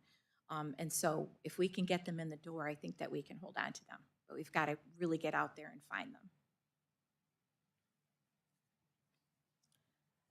Ms. Baker, you mentioned that your goal was to enter into partnerships with parents and build that trust and transparency. Can you describe what that looks like currently, and how do you address parents who are resistant to engaging with you? I think that I've always been a strong relationship builder since my days in the classroom. And so I think that some of the strategies that I used then still work now. So there are times that we have difficulty reaching parents. We have trouble finding contact information, or we can't. We invite and they don't show up. I think that there are some things that are sort of have been like a silver lining with COVID, in that, you know, if they don't feel comfortable walking through the doors, we can always offer phone calls, but we can also offer Zooms for them, so that maybe they don't have to leave work. Maybe if they don't have transportation, we can still make it work out. Then there's the other piece where we can go where parents are. And I think that that's a really important part of that first 90 days for any superintendent, is to go out and to start laying the foundation for that. Go to Booz, go to the Martin Luther King Center, and go to churches, and just ask for an invitation and go in and meet the parents and the community members that are there, and if necessary, offer to meet in places that are not at school. Another thing that I've seen that I think is really powerful is part of our English language learners program. In one of the schools, they are doing these wonderful tours for parents. So we've got parents that are new to not just our district, but to our state and maybe even our country. And so they got a van or a bus, I can't remember which one it was, and they offered to pick parents up, and they took them on a tour of Jackson and showed them the things that would be important for them to know. Where are the grocery stores? Where are the places, that they can get support? I think more out of the box things like that. Everybody had a fantastic time, and they felt, they felt greeted with open arms. And I know that is, those are parents that we won't have trouble engaging next time. So. Thank you. Secretary Simonetti, question number 4, please. Unfortunately, crisis events and traumas can happen in schools. How have you managed crisis situations to ensure student safety and maintain continuity in education? JPS has invested in the development of a very robust emergency operations plan, but it's not just something that we bought and we put on the shelf. It is something that is constantly evolving and changing. And I'm very proud of my collaboration with our EOP team to continue to update and strengthen this plan based on experiences that I have as a building principal, where I had to manage crisis, but also through each crisis event. One of the things that I think is really important about this group is that they debrief after every event, and they look at what worked well, what didn't go so well, what could we do next time, what is something that's missing. For example, we had a situation where we had a lockdown situation that lasted through lunch, and kids weren't free to walk around, and they weren't free to go get lunch, and yet they didn't have in-class bathrooms, and they didn't have any snacks. So the team went to work, and they put together a plan where they would put snacks, an emergency snack box in each classroom, and came up with as much of a plan as they could around bathrooms. And so an example that I have is I witnessed this. One of our schools had to evacuate to Parkside on 2 different occasions. The first time, it was fine. Everybody made it home safely. Nobody was hurt. Everybody was accounted for. It really did go well. We accomplished our goal, but it could have been smoother. Students had to sit in bleachers in the field house at Parkside to eat dinner or to eat their lunches. And we didn't have what we needed in order. We've got students sitting in the bleachers and we've got parents trying to pick them up from the front, and the sound is not great. So we're running back and forth calling names for kids that are being picked up. It was just a little bit of chaos, but it worked. We got together afterwards and reworked all of that. And the other thing I will mention is that first evacuation completely interrupted class for Parkside. PE class they weren't able to use the entire field house for it. And that's not what we're looking for. We need to make sure that we're continuing our programs during something like this, if at all possible. So the second time that we evacuated, we wound up in the cafeteria at Parkside where kids were able to comfortably sit and eat their lunch. And they came up with a much more orderly and safe and fast way to pair up students with the parents that came to pick them up. And that happens every single time. So, I mean, I have been a person in charge in my own building during crisis events. It's important to demonstrate calm, to make sure that you are utilizing those emergency protocols, and that there's clear communication. But I know that in my own building, our communication or our evacuations were orderly and they were fast because we practiced, because we did drills, because we reviewed so that we knew what the lingo was. We didn't have to say, what is green? We used to have some crazy names for different events in our buildings.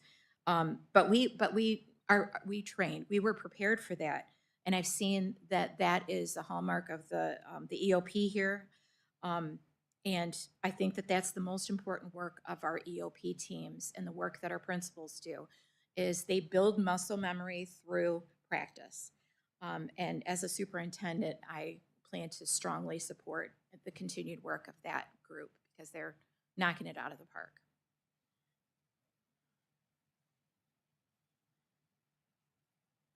Thank you. Any follow-up questions from the board? Yeah, I have one. Trustee Hamilton. So I'm hearing the EOP plan and the differences and the changes that they, Mhm. make based on, the debriefing, which is very Mhm. important. So we're talking about kind of like the physical body, Mhm. of the student, which is very important, you know what I Yeah. mean? But could you share a little bit more around psychologically how we address, or socio-emotionally, what that, I'm trying to see how they worded it, how you'd ensure the safety and maintain, well, just the safety of the students in that space from that angle, Okay. socio, Sure. emotional. We've had some other really serious and heavy situations that have happened in our district. And one of the things I think is really important is making every social worker and counselor available. And that has happened repeatedly for those situations. When we've had, very sadly, a student pass away or a staff member pass away, we've got our, it's a little crisis team. All of our social workers and counselors will move to that location to provide support for the staff and for the students. And they're available for anybody that needs to talk to provide services. So that's one example of how that happens. Thank you. Any additional questions? Thank you. Question number 5, Trustee Hamilton, please. What are important issues in creating a good board-superintendent relationship? And how do you facilitate such a relationship? Second part of that, how will you communicate with this board? Okay. I think it's important to build trust and transparency with the board. I think that that's crucial. And a big part of that is our communication. It is making sure that the board is always informed. So that might be weekly updates. It might be that some members or all members of the board would like to meet on a regular basis. So regular check-ins. And then when there are critical events that take place, it's making sure that the board receives timely communication about that so that they are aware. And then they're not hearing about that first through from an email from one of our parents or someone else that has a concern. So I think that that's really, really an important part of that, that relationship between a superintendent and the board. I think it's also important to be proactive by making sure that the board has all information that they need to make informed decisions. And that also includes, I have a good example of some other types of information that I think it's important that a board receives. And it's sort of the, I don't want to call it the minutia of education, but when you're sitting there and people are doing reports on finance or on emergency operations procedures, it's making sure that you have good information about that so you understand what's there, because there's so many acronyms, there's so many funding streams that it can sound like Greek sometimes. So another way that I would strengthen the relationship with the board is by finding every opportunity to add to that education about all things education. So a good example of that would be, and I had a request for this, and I think it's such a fantastic idea, but we need more of this, is that when we're talking about funding, and I start spewing things about Title I and Title II and Title III and 31A and all of these different funds, that doesn't mean anything to most of you. If I'm speaking out of turn and you do understand that, please forgive me. But I think the majority of you would really love to have more information on that, and it would really help you to understand the information that gets presented to you on a monthly basis. And so having informational sessions during board meetings and then providing you with maybe some cheat sheets afterwards so that you know what the acronyms mean and you've got some way to check on it and you know what those funding streams are, where they come from, what they're used for, how we apply for them, whatever other information you need. Just a couple of good examples. Thank you. Any follow-up questions? Hearing none, we will proceed. Question number 6, Trustee Reddy. Could you please tell us about a time in your professional life when you needed to be true to your personal integrity, even though there were negative consequences for you? In other words, tell us about a time when you had to stand up for what you believed in the face of opposition. Okay. I would say that during during my time in education, that I have always been a very student-centered leader. And it's important to me to live with honesty and integrity. And I hope that anybody that has worked with me knows that to be true. There are several times that I've had to take a stand when I believe that it was the right thing to do. One situation recently that occurred was there's a lot of discussions right now in cabinet and throughout the district where we're trying to make good decisions around how to utilize space, around bond, some of those bond issues. And then also about cuts that we might need to make to programs and those types of things. So we had a conversation about closing one of our Young Fives classrooms in one of the buildings. And I think we may have discussed either closing it or moving it. But it really, I was taken aback by that. And I was given a directive to do this, but I really felt deeply that it was wrong, that it wasn't the right decision to make. I kind of went home and I stewed on it. It was a difficult thing for me to push back on this because the person making the directive is somebody that I respect deeply and who has been a mentor for me for a large portion of my career. So it was difficult to push back on this, but I really felt like it wasn't the right thing to do. This Young Fives program in this building is one that is sought out by parents. It is the most attended, so we have the largest population. We fill that classroom up. It provides an important role. It plays an important role in supporting kindergartners as they enter school, and they might not quite be ready for it. So I really felt like this was not the right thing to do. And so I decided to go ahead and speak up. And I was relieved because I was told that it was my program and it was my decision to make. So that's the time that I wasn't quite sure how that was going to go, and I was glad that I said something. So that program will remain where it is. Thank you. Any follow-up questions? Hearing none, we will proceed to question number 7. Trustee Sherp. How do you view the role of the superintendent when working and negotiating with our multiple unions? I have to say that this has been one of the biggest surprises for me, getting into district administration, because when I was completing my administrative certification, there was a class on collective bargaining, and I was ready to, we were, kind of need to get your boxing gloves on. I understood that it was going to be tough, and people weren't going to like each other, and that is not what I've experienced at JPS in any way, shape, or form. I have participated in multiple collective bargaining sessions with our 5 units. And what I learned is that the role that we all play in collective bargaining is that we need to make sure that we come to the table as fair, respectful, and solution-oriented people.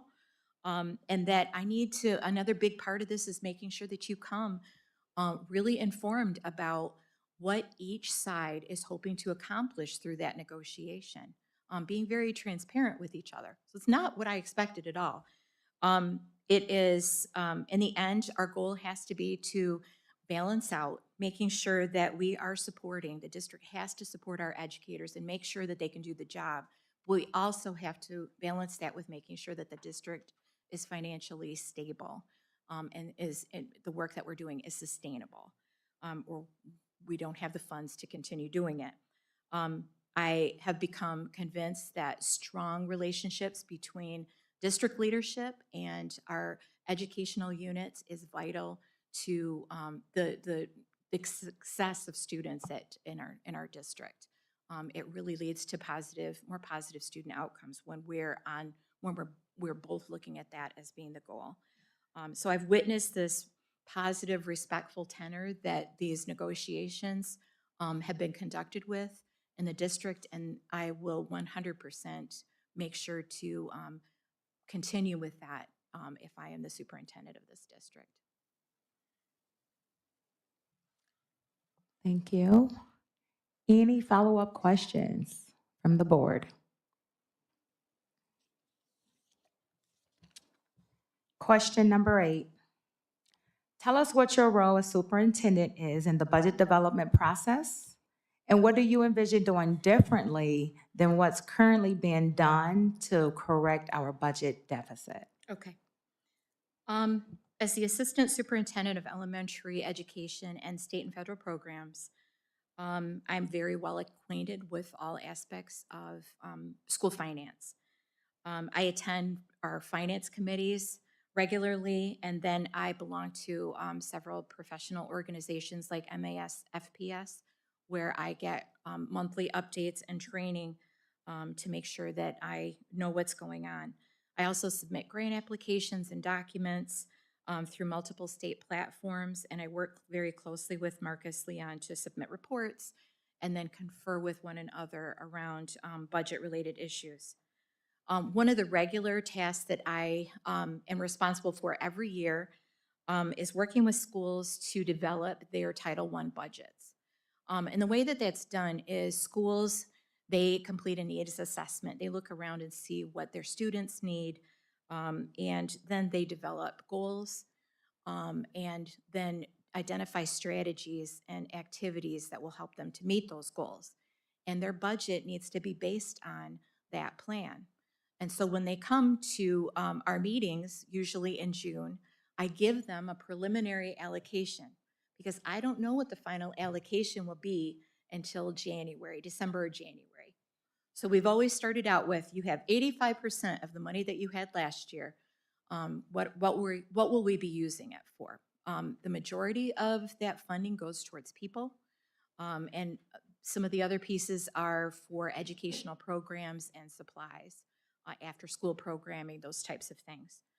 And so that is something that we do, and then we repeat that process when we get our final allocation in December or January, when they know that they have a few extra dollars to spend. Could they maybe fund some of their some of the things that were maybe a lower priority on in their plan?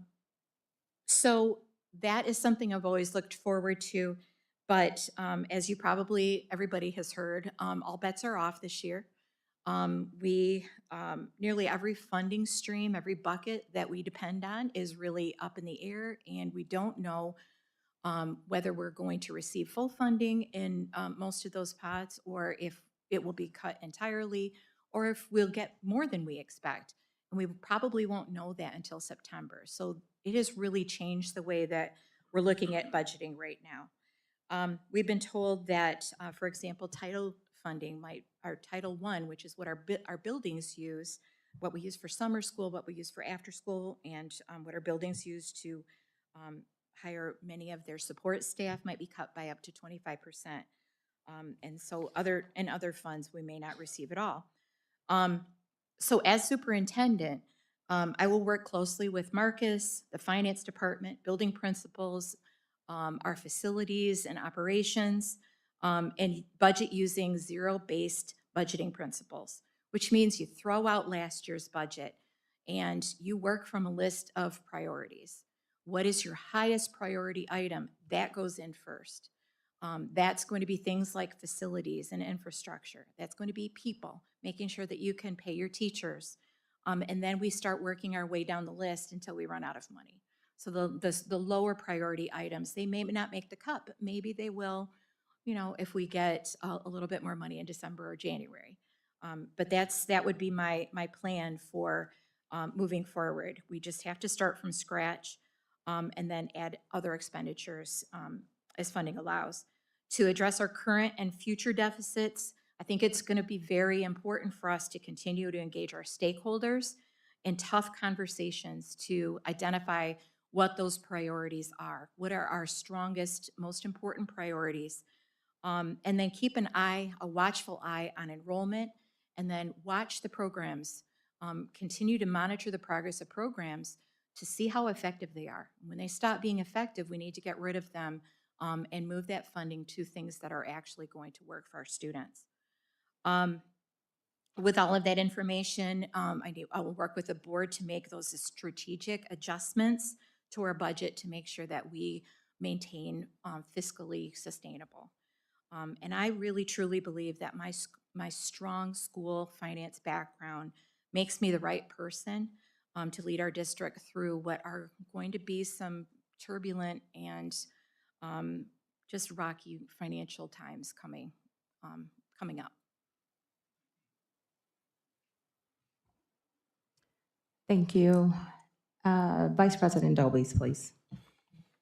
Speaking of rocky and turbulent times coming up, as you're probably aware, the Trump administration submitted a Dear Colleague letter to the state and to cause our recertification of our compliance with Title VI. And there's the request for local districts to sign that recertification letter in anticipation of being able to continue to get title funding. We have seen a variety of educational institutions from here in Jackson County, to Jackson College, to U of M, to Harvard, all take different approaches, cognizant of that threat, and trying to figure out how to align their response consistent with their values and some of the policies and steps that they've undertaken to express those values in their programming.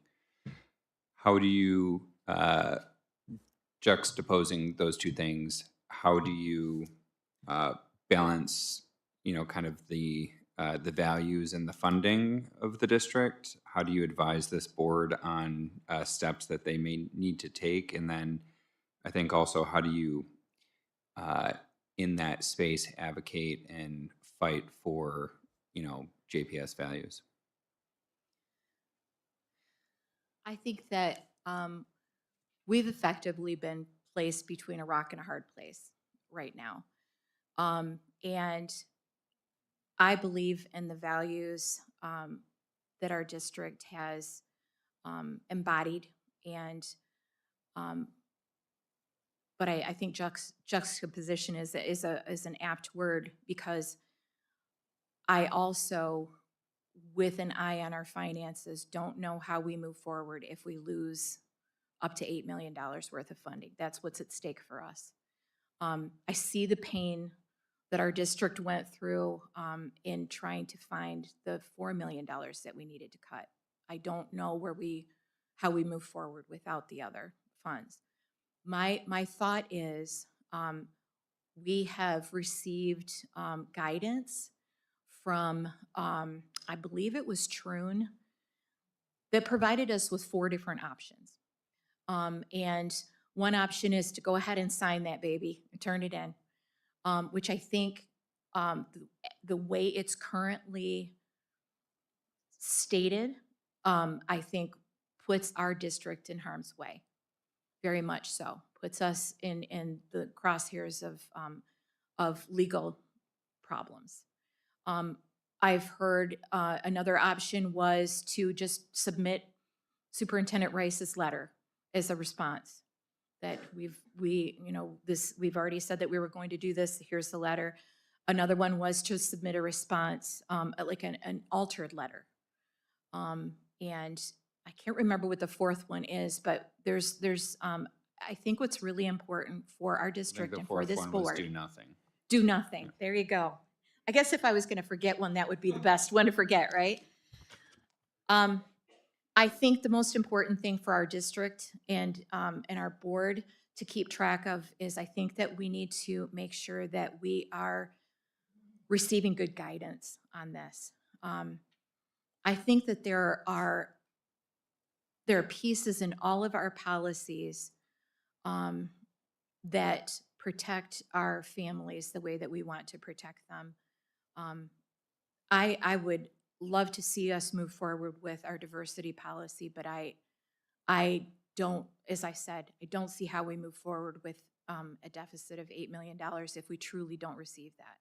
I think some of this will play out in the courts, and that some of this will be figured out before we have to make that decision. I hope that that's the case, but in the meantime, I think we need to make sure to seek wise counsel and to follow that moving forward.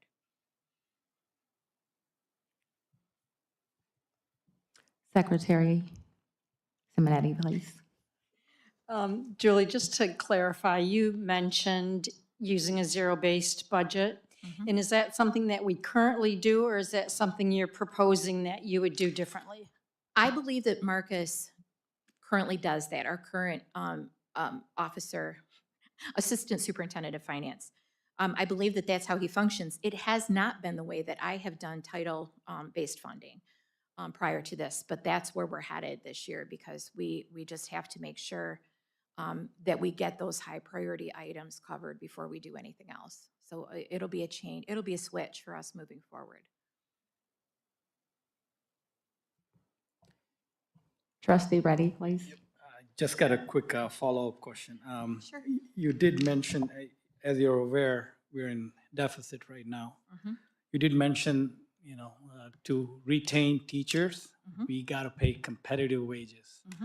How are we planning to accomplish that with our current situation? I think that we, in our last bargaining agreement, we did make sure that teachers were able to, well, I could talk through that process. In developing the salary table that went into our last bargaining sessions with, for example, JEA, I know that we looked at every district in the county to make sure that we were on par with them. I know that we will continue that going forward. And I think that that's one of the pieces that we may have to cut things that are not as crucial to to the education and the benefit of our students as our teachers. So I think that that's the first thing, that's one of the first things that go in the bucket along with lights and heat. So that would be the plan going forward. So. Trustee Hamilton? So, thank you for all your answers so far. Mhm. I wanted to go back to the budget stuff as far as highest priority, lowest priority. Mhm. And you've mentioned some examples of higher priority items Mhm. or things or people or, Mhm. so our teachers and lights and gas and, Yeah. food, Mhm. What are Right. some lower priorities that likely would be pushed aside potentially in your, if you were superintendent? Is low, even if I mention some lower priority things, I still think that the things that we have in our budgets, I think are really vital to our success. But some things that might go into the basket last might be programs like Lexia, where we're paying for an online platform. They might be in terms of maybe materials, finding cheaper versions of some of the things that we use for our classroom materials, our consumables. Maybe deciding that we're not going to purchase consumables, but instead make sure every teacher has a copy of booklets and that they need to make copies from. Those are some of the pieces that I think that we can comfortably cut. But I was a student in this district when we had to cut transportation one year, and we all had to find our way to school. I don't ever want to see that. That's definitely not one of the lower priority items. But Thank you. Well, I never knew that. Thank you, though. yeah, we won't do that. It was awful. Thank you. All right.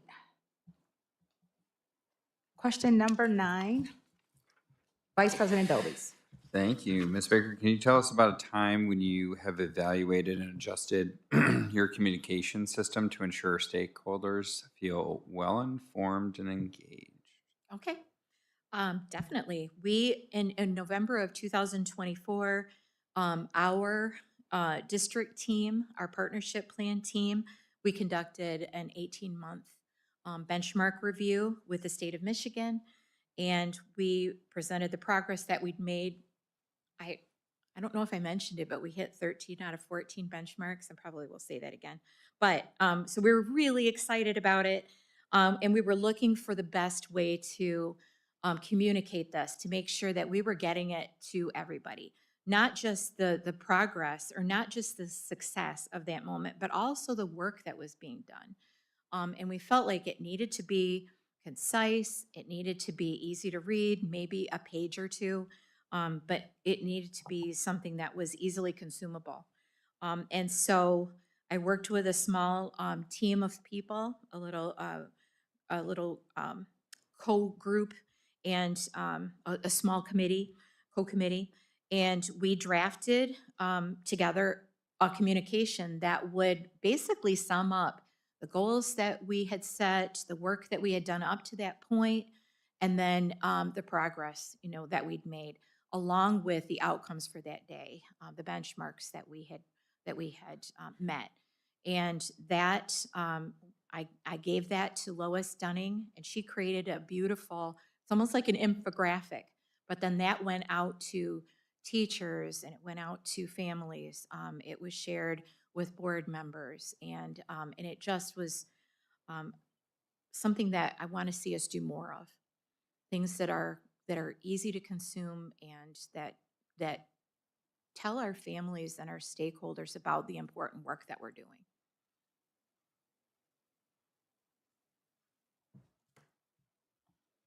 Any additional questions? Vice President Dobies. Just have one. Sure. Having been the mayor of Jackson, I kind of understand that as kind of the county seat, you speak for a broader audience in some cases, and I think I've always kind of looked to JPS in this role as well as kind of being the namesake district of the city, of the county. Can you speak to kind of your comfort level in, as we talk about communications, can you speak to how comfortable you are in kind of being that larger communicator, advocate, and ultimately kind of competing, because we do compete with surrounding districts, with districts across the state, and trying and doing all of those things at like a much higher level of as our next superintendent? That's a great question. I started out my school experience as a very shy, very introverted kid who I remember, I think it was Mr. Stevens. I would get up to do a report or a speech in speech class at Parkside, and I would just giggle, and then he would tell me to go sit down. And so I am not that person anymore. The roles that I have taken on in the district have really afforded me an opportunity to build a tougher skin, to build some better speaking skills. And I'm not going to say it always feels easy to me, but I hope it looks easy. And so I feel confident that I can communicate with the community at large. We'll also say that I think you can look at my resume and my body of work in this district since I started, and I have created many strong community ties, not just with the families that I've worked with, but different partnerships with groups that have come in and worked in the school, worked in my classroom.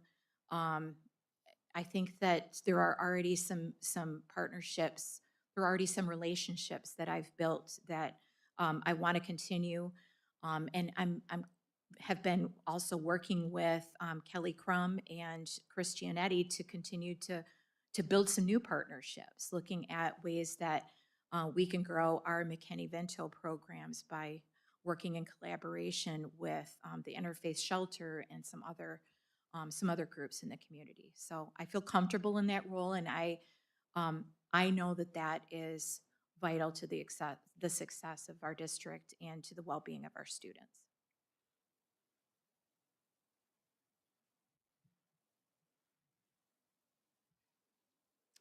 Question number 10, Treasurer Acton, please. Sometimes we are in situations where our role is less about being the one to come up with creative ideas and more about facilitating the creative process or helping others get their ideas implemented.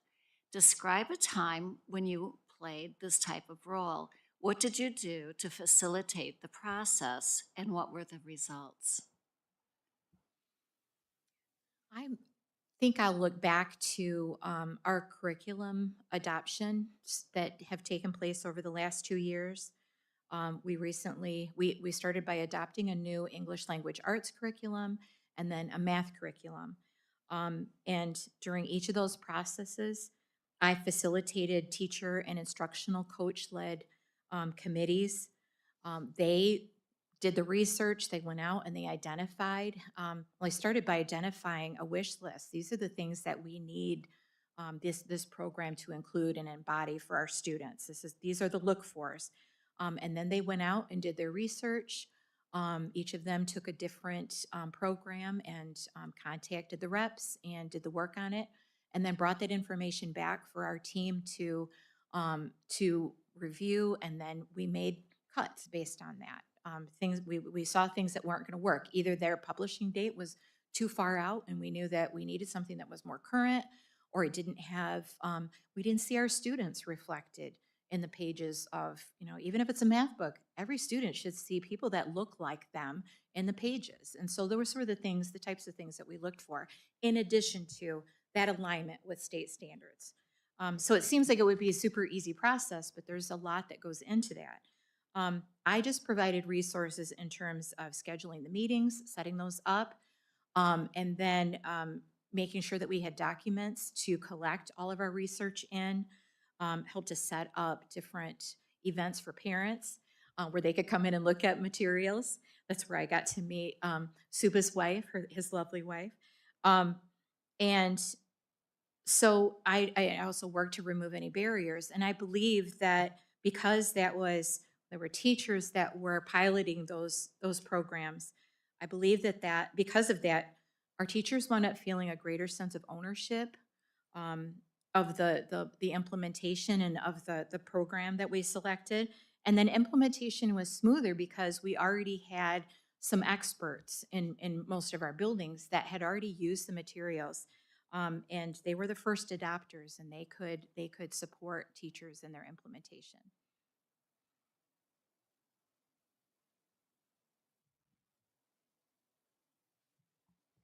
Any follow-up questions from the board?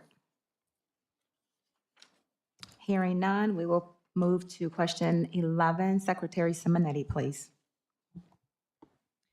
Julie, please share an example of a time that you have led a sustained multi-year improvement initiative, such as a bond project, sinking fund, or facilities upgrade. Be specific regarding the situation, the task at hand, and your specific role and outcome. Okay. I did participate in our first bond, which was passed in 2018. I was there when we started deciding what our priorities were. So we put our bond development committee together. Once we decided what our plan was going to be, what our projects were that we wanted to implement or to put in place with the bond. I walked door to door with all of our other bond development team members. And then I have been part of watching that work be done, watching that the completion of that work, and making sure that, I helped to do walkthroughs to make sure that things look the way that they needed to. Another example of a program that I've seen through would be the partnership plan. It's definitely something that's going to take us 3 to 5 years to do a full implementation of the hefty job that we gave ourselves with this plan. It didn't need to look this big or involve all of the schools in the district, but we felt like it was really important to do that and to build something that would be lasting and have a massive impact on our students and their achievement. And so when we were identified as a partnership district in 2022, we were tasked with developing that partnership plan. And so I took that on, and I worked very closely with our partnership agreement liaison and our whole child coordinator from JCISD. They were extremely helpful in helping us to develop the plan and then pull together a district team, because almost immediately we said, this is not just going to be for our identified schools. We're doing this as a district. We can all improve through this. We need to make sure that we're building consistency throughout the district. And so that became very important. So that district team pulled from every school. And then we did a district comprehensive assessment to look at, what are the needs of our students in our district. We identified several areas that we wanted to focus on, including student achievement, of course, days of suspension, truancy, and then also staff and student retention. We wanted to make sure that we're holding on to students and holding on to staff in our district. We quickly decided that, as I spoke about before, MTSS was the structure that would really fit all of those pieces. And so then we decided that it was important to put together an MTSS implementation team. And so our district team went through all of the training through the Technical Assistance Center at MIMTSS. And we did a district self-assessment, which really informed the work that we were doing. Where we at the beginning of implementation and some of the different indicators, we were somewhat implemented but not fully, or were we fully implemented? And with all of that information, we developed goals, we developed strategies and activities. And that has become our school improvement plan. But we know that this process is going to take us, as I said, 3 to 5 years. And so we set up that training, And then we continued the training, but I found that it was absolutely impossible for me to do planning of the meetings and all of these other things and do the training. And the training that we were getting from the Technical Assistance Center, it was virtual, and it also didn't allow us to stop. We found ourselves wanting to get the recording and then cut out the parts that we didn't need and provide time for our people to have the conversations that they needed to have in order to plan. That led to us creating our core team, our MTSS core team, and they became this planning team. And so they do that work, which is a really wonderful way to share that leadership. So our team measures progress by looking at all these pieces of data, from survey data to attendance and everything else, and we adjust the action plans that we have created in order to, once we achieve one benchmark, we move on to another one. And we also use a tool called multiple of these tiered fidelity inventories. They're like a rubric. 2 times a year, every school, and then our district overall, we go through and we do this tiered fidelity inventory, which gives us these different indicators, and we have to grade ourselves and be very honest about it and collect evidence. And when we achieve a 2, then we know that we need to pick a new goal, and we move forward that way. So it is really, it's taking school improvement and district improvement from being something that you create and you put on a shelf and it gets dusty to something that we're constantly working on a monthly and a weekly basis. Any follow-up questions? Ms. Baker, just one quick question. Sure. You said the team measures progress, Mhm. and that's through the data that is gathered. Who is the team accountable to? Who's their accountability partners? Well, we're MDE ultimately because of our partnership plan. But also, I mean, we have these benchmarks that we've set for ourselves. And so schools, the accountability falls to, district leadership, making sure that they are completing these and that they are developing action plans and moving forward. And then ultimately, in order for us to no longer be a partnership district, we've got to hit those benchmarks. Thank you. Mhm. Question number 11, Trustee Hamilton, please. Please describe Mhm. how you have engaged and supported staff members in a way that is meaningful to them. How do you know that they felt supported? Also, please provide a specific example of how you get staff to follow school policy or new policy. Okay. On that one.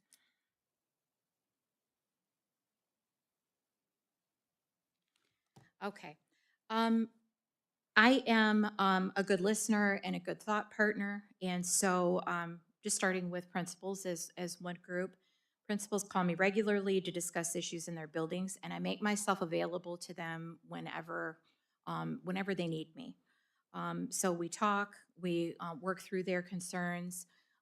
With all of them, I have regular meeting times set up that we will get together and catch up. I have a couple of principals that have a page in their planner that's just called the Julie Baker page, and it has all of the to-dos for me, things that we need to discuss.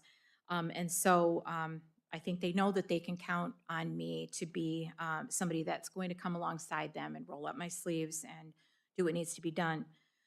If that work includes attending meetings with parents or coming to school study team meetings where we need to do some problem solving to assist a student or help to improve attendance or something else, and I can help in any way, principals know they can invite me. If there's an issue that they need to discuss or they want my help with anything, they know that they just have to ask, and I have done everything from meeting them in their parking lot during dismissal or arrival to also I've served as a monitor on buses as needed a couple of times, which is like my favorite thing to do. But they could pay me to do that. Who's your favorite principal? I can't tell you that. I'm not doing that. They're raising hands in the back. Don't. They're all my favorite. So I go where the principals and teachers need me to go. I try to make sure that I get into buildings regularly because I know that visibility is very important. So I do all that I can to get into buildings and observe and talk to people. I do everything I can to find funding for programs that schools are trying to put in place. And when I know that I am a quiet leader, I'm reflective, I'm collaborative, and I take any survey information that I receive from district surveys about me as a leader. I take it to heart. And one of the things that I would like to do um, as a superintendent is to gather more survey information from staff and students and parents about my specific performance, because I think feedback is really important, and that's what I have used to grow throughout my career. Um, I don't have all the answers. I know where to find them, though. I know that I have excellent staff, and I know who my experts are, and if I don't have anybody, I know exactly where to look. I know how to search things out. How do I know if I've been successful in providing support? I think it is because I will check back. I'm just not going to let that lie. If I have somebody that I'm providing maybe additional training to, or I allow them additional time to maybe go and observe in a classroom or something else, I'll check back with them to see how that went. There have been times that my principals have needed release time because they're trying to implement a system in their building and they need to go and see what it looks like in person because they learn like I do. I'm very visual. I need to see things in motion. And so I do everything I can to make sure that they have that opportunity, and I encourage them to do the same for their teachers so that we can meet their needs. And I check back to see how it went. Oh, Thank you, Ms. there's a Baker. piece that I missed, the new policy part. A good example of implementing a new policy, I think you can look at curriculum adoption as a good model for that, because often what works really well is to find some first adopters, find some people that are really excited about that new policy, and have them, or that new strategy, and have them start to do that, and then have them come in and share at staff meetings about how it's going, and invite other teachers to come in and look at what that looks like in their building or in their classroom, and then share the results that they're getting from that. There's another thing that I used to do as a principal. It is kind of it was a sneaky thing. But it was a celebration too. I wanted every week for every classroom to have a student of the week. And so I decided it was kind of slow sometimes to get my certificates from each classroom. And so I made a bulletin board, and there was a spot for every classroom. And so Monday, your spot needed to have the new certificate stapled up so that we could celebrate your student. And that was a policy that it became very important for people to make sure that their students got included in that as well. So some visibility sometimes helps too. Any follow-up questions from the board? Hearing none, we will proceed to question number 13. Trustee Reddy.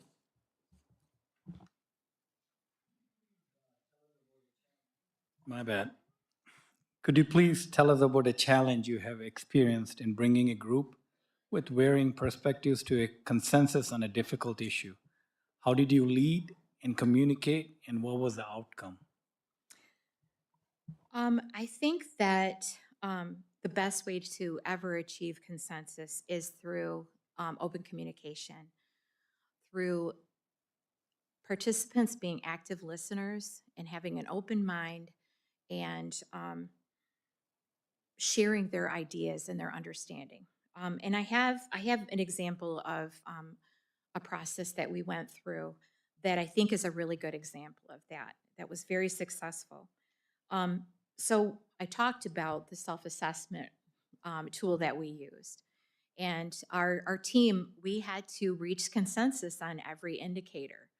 And so the scores were between 0, 1, and 2. And then we put a 0, a 1, and a 2 in the corners. And when everyone had had a chance to read through all of the materials and to make their decision, we asked them to go to those corners. Then we asked the people that were in each corner to have discussions about why they made the selection that they made, why they scored our district the way that they did. Sometimes you would see people move just based on that discussion with people that they thought they were in agreement with. Once that was done, they had a much clearer understanding with one another of why they had decided on that score. And we asked each of those groups to explain their reasoning and their understanding of that indicator. And through those discussions, we came to a deeper and a more common understanding. And we were able to come to, we always started with disagreement on every single indicator. We were able to come to consensus on each of those. But it was because everybody came forward with an open mind. They were good listeners, so they listened to those other points of view, and then they entered into it with good intention, that they really were trying to come to some sort of a consensus together. And I think that that's the best way to make sure that that you come to a consensus. It's a very difficult process sometimes, but I think through that open communication and that respect for one another, to listen and to be open, that we can get there. Any follow-up questions from the board? Hearing none, question 14, Trustee Sharp, please. As superintendent, how would you work to ensure the sustainability and reputation of Jackson Public Schools? To be sustainable, we have to be very, very careful stewards of our resources. I think that that's more clear right now than ever. And not just our finances, but also the buildings that we're sitting in. We have to take good care of these buildings. Some of them, we've got areas that are very new, but we've got old buildings, and we have to make sure to maintain them. They're a very important resource for us. We have to develop strong community partnerships. It helps to strengthen our district, and it helps to get the services that our families often need in order to help their children to be successful in school. We need to continue to innovate to meet the needs of the current needs and the future needs of our students. So I'm just thinking about, I was watching a movie this weekend that I watched when I was a child. There were no cell phones anywhere. I mean, it's amazing how far we've come just in our lifetimes. And we never could have imagined that you'd be able to watch a show on your watch, when we were children. I think in the same way, we can't begin to envision what the future is going to look like for our kids. We don't know even what the jobs will be in the future. So it's really important for us to continue to stay on top of innovations. A big one right now is looking at AI. And I think that there's some trepidation. We look at AI with some suspicion. But the truth is, it is a tool that can help our teachers make their jobs much easier. It can help them with their lesson planning. And we can't ignore it. We have to be open to AI, because we can't teach our children if our teachers don't receive that training. They can't help our children to be ready for the future that we can't even envision at this time. So another piece is providing more career pathways. I think that we need to continue to partner with groups like Michigan Works to bring some trades, those pathways to our district. I think it would be wonderful if we can get our students on a path to get into electric, to be electricians or plumbers. Those are wonderful. Those are wonderful careers for people that allow them to make a really great living, and it's job security. Those things are never going to go away. We need to make sure that we've got really great pathways for our students and keep adding to those career pathways that allow our students to be employable right outside the door, even if they choose not to go on to college. Our reputation is going to be built by telling our story. We have to keep celebrating student successes. We have to demonstrate results. We need to continue to improve every year. And then we've got to continue to invite all stakeholders to the table to become part of the JPS family.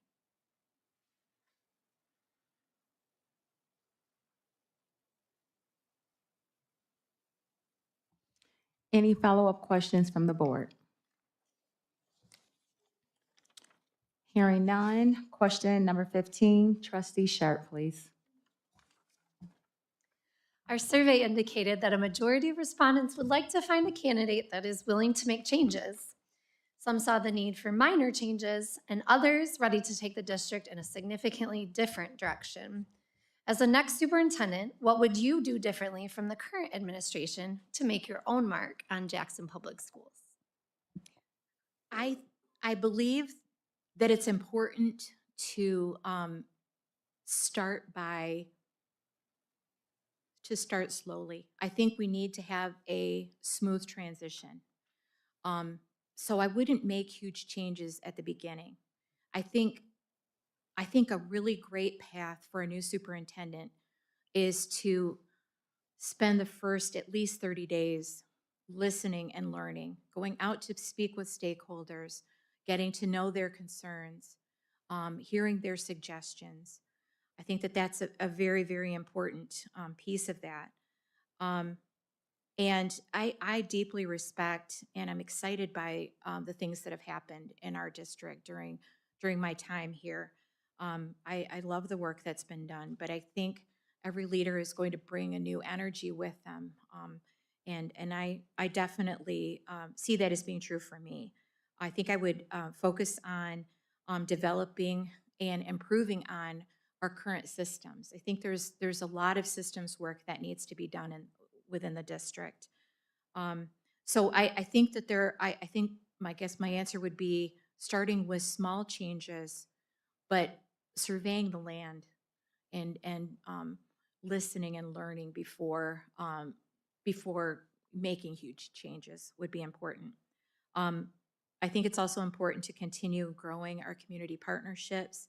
There's some exciting things that have happened with that. You can kind of look around and see how our district has changed because of some of those partnerships. And then expanding those career and education pathways and making sure to continue and expand our commitment to student voice. We've done an excellent job of starting down that road, and I think it's really important for us to continue that work. I hope I answered Thank that you. question. Thank you. As we wind down our time together with you, Mrs. Baker, would you like to ask the board any additional questions before we address the Okay. audience? Okay. First, I'd like to thank you for the opportunity to speak with you today. I think that Jackson Public Schools is an incredible place to be, and we're sitting at the precipice of a lot of wonderful things. We're, a new bond that we're looking at passing, and that I know that we can pass, and some really great things that have started, the implementation of MTSS throughout the district. We're seeing improvement in our attendance and in our out-of-school suspension rates. So I think that we're sitting at the start of some really incredible and exciting things. But I really look forward to bringing my commitment and my passion for this district into the future, and I just appreciate the opportunity to speak today. A question I would have for the board is, what do you view as your top priorities for the new superintendent, especially within the first year?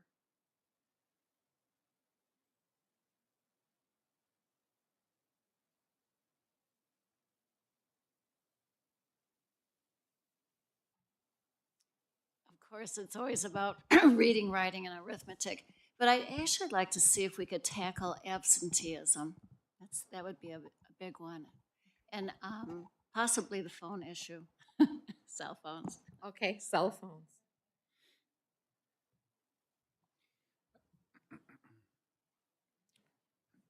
Vice President Dobies. Oh, I would just say without question. I mean, with a new superintendent, taking charge of the bond campaign, making sure that that is successful, because that's going to set us up for long-term success and figuring out how we emerge from the current climate with the budget that we have in a, as strong and sustainable position as we can financially.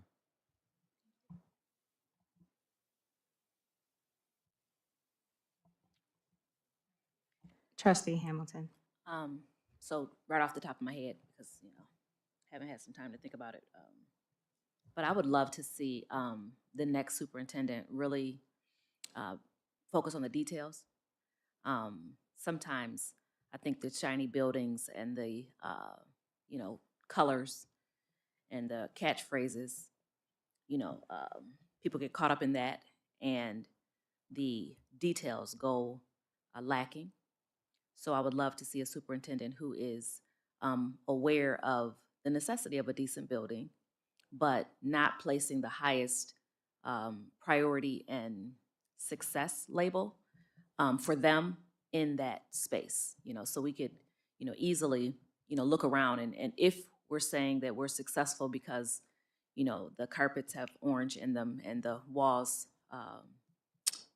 coordinated with it, then we stop there, but we don't always pay attention to, the feelings of our students, the feelings of our parents. Sometimes the data, we'll look at suspension data, or we'll look at the retention of our students, those types of things we'll be looking at, and just kind of looking at it and saying we need to get them in here and not considering why they're not here. So the details, like I would really appreciate a superintendent who is focused on the details, on creativity, on innovation in the solution, because, sometimes we can say, well, we'll make more calls, and we've done that, so what else are we going to do so just again, a superintendent who's focused on the details, who's innovative and creative, and who's listening and then doing what they're hearing the stakeholders say. Thank you, Trustee Hamilton. Ms. Baker, I would love to focus on student achievement. We know what our numbers are. We're aware of our numbers and find new strategies to increase those outcomes.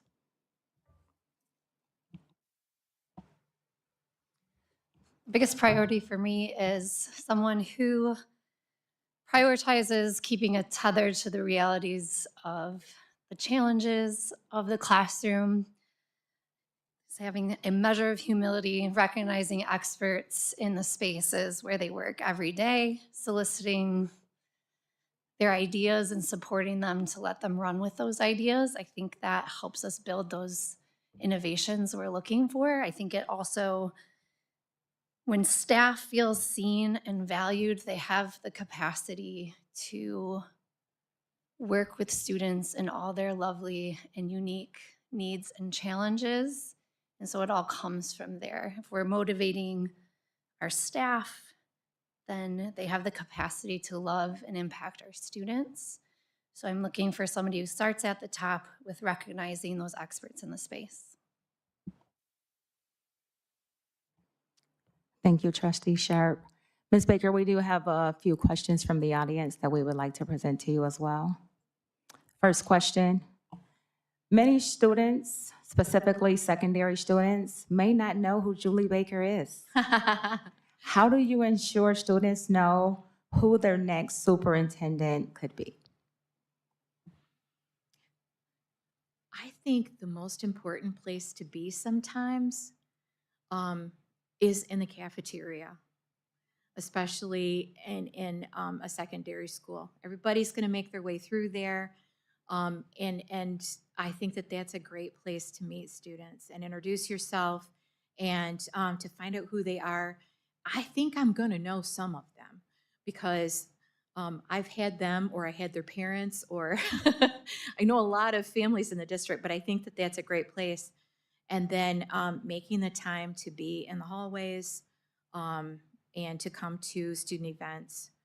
I've been very elementary focused, but I really look forward to getting in and meeting our secondary students, or reacquainting myself with them now that they're grown. So, Thank you. Second question. What is your vision to support new administrators across the district? I would like to start a new administrator academy, almost the way that we have one for teachers, where we come together on a monthly basis and we cover topics that are crucial for that new administrator. We have mentors for all of our new administrators, but that's a busy job.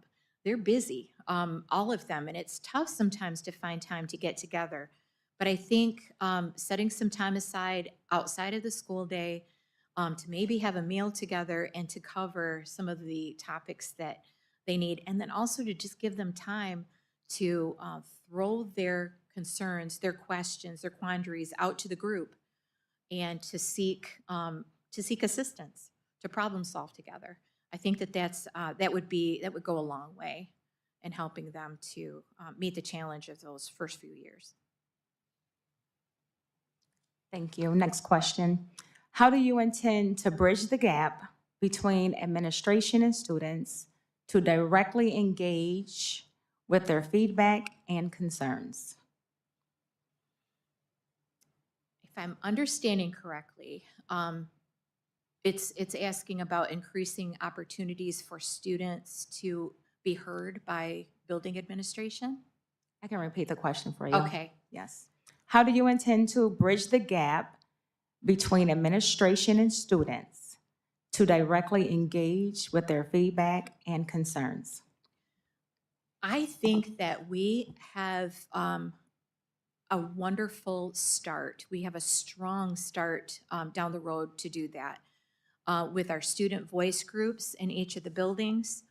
And I think that we need to continue to grow that, providing opportunities for sometimes with administrators in the room to have conversations and to participate in a back and forth with an administrator. But I also think that there's value to be had in doing a focus group where it's conducted by somebody that's not their principal and it's not a teacher, and they can feel free to really speak about what their concerns are. But Kelly Crum has just done a fantastic job of mobilizing each building to create these opportunities to collect student voice. And I think, I know that she's only planning on increasing those opportunities, and we're off to the races with that. So I want to see more of that. Thank you. Next question.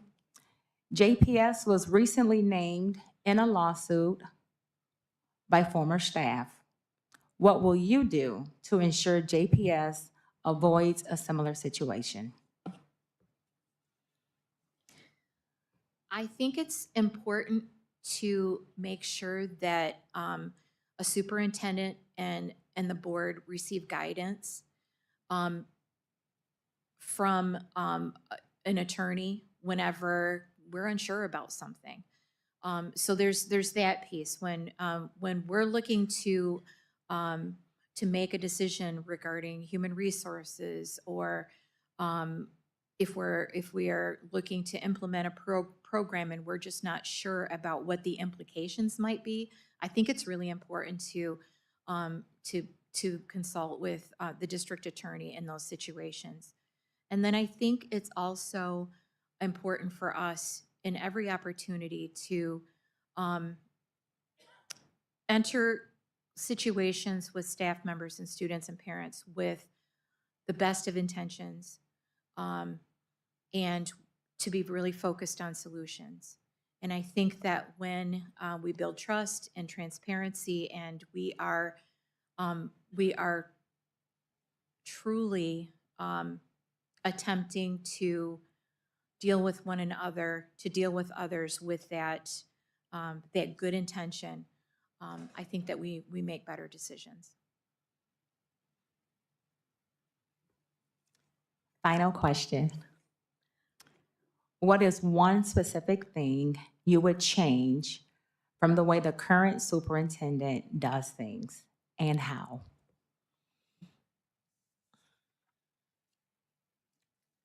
Save the best for last. That one's from Jeff. Was that from Jeff? No, he's not. Is he watching?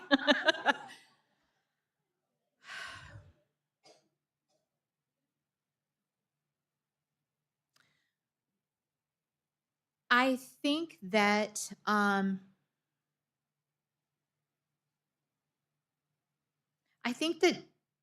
that Jeff has been really good about getting into buildings and being visible and present. And my thought would be only to improve on that. To make a commitment to be in buildings and to be in the cafeterias, to be in the teachers' lounge, and to be as visible as possible, and to be as approachable as possible. I don't think that those are things that he's failed at. I just believe that I would like to do even more of that, if that makes sense. Thank you, Mrs. Baker.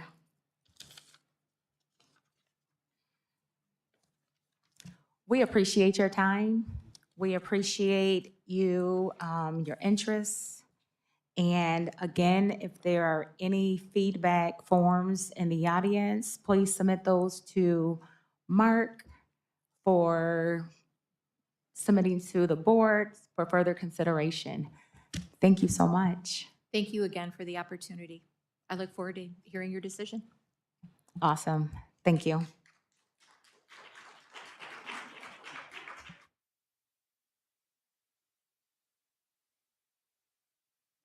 At this time, we will turn it over to Mark. Oh, 10-minute break. 10-minute break. Okay. Thank you kindly.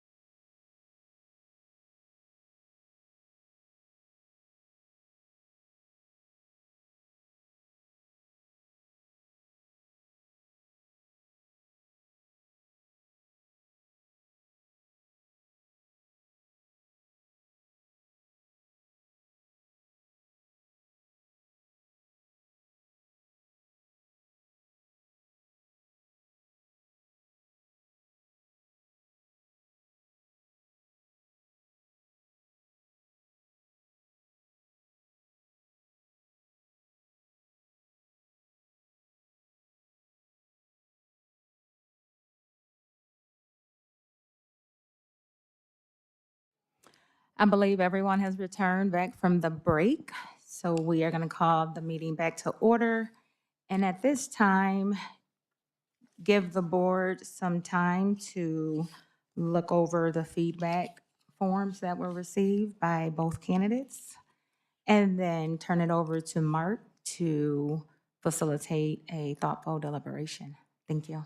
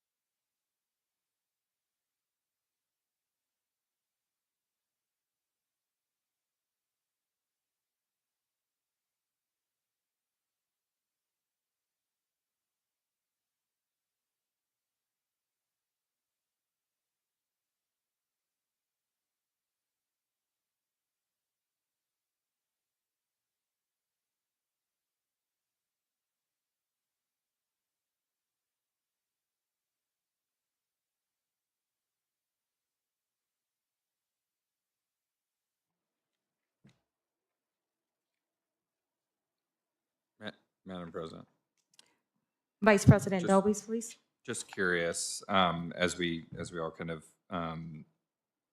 are flipping through some feedback from our interviews, both with additional comments from Mr. Patterson and Mrs. Baker. I think we had a couple hours of some really good discussion and feedback, and there's certainly a lot to think about. This is a big decision, and it seems like I mean, some of this feedback is like pretty thorough, and I want to give it like due consideration, considering the fact that we're going to be back here May 7th for 6th for a meeting. Thank you. May 6th for a meeting. I think it might, if it pleases the board, give us a little bit of time to digest the interviews and some of the feedback that we took ourselves, and to be able to review this, and maybe come back at a different time and allow Mark to kind of give us some pointers to think about between now and then.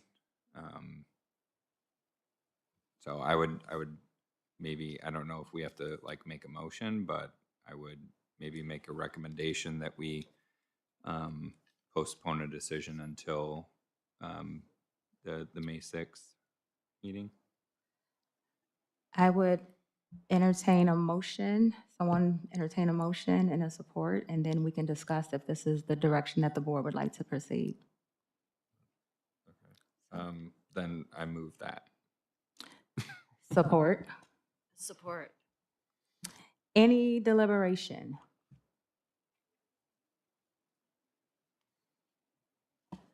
Just a point of clarification, so including any discussion is going to move back to May 6th. So we're not going to discuss anything until we have time to thoroughly digest what we have here.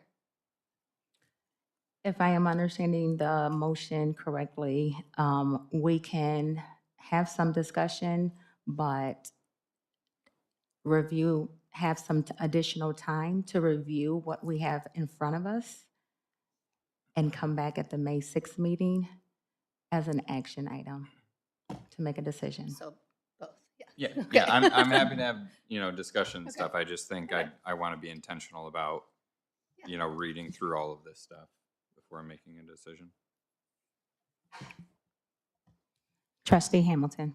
So, Mr. Palmer, question for you. It seems like we were in a rush to get this process started and going because we needed to make a decision super fast around this. So, with that in mind, what is our time frame if we were to postpone it? Are we still within time frame? I know we have to have somebody by I think June 30th. I think that's the law or something like that. But are we within time frame? Is it, possible that we could postpone it and be okay? What's our time frame look like? Yeah, you would be okay if you postponed it until, what'd you say, May 6th?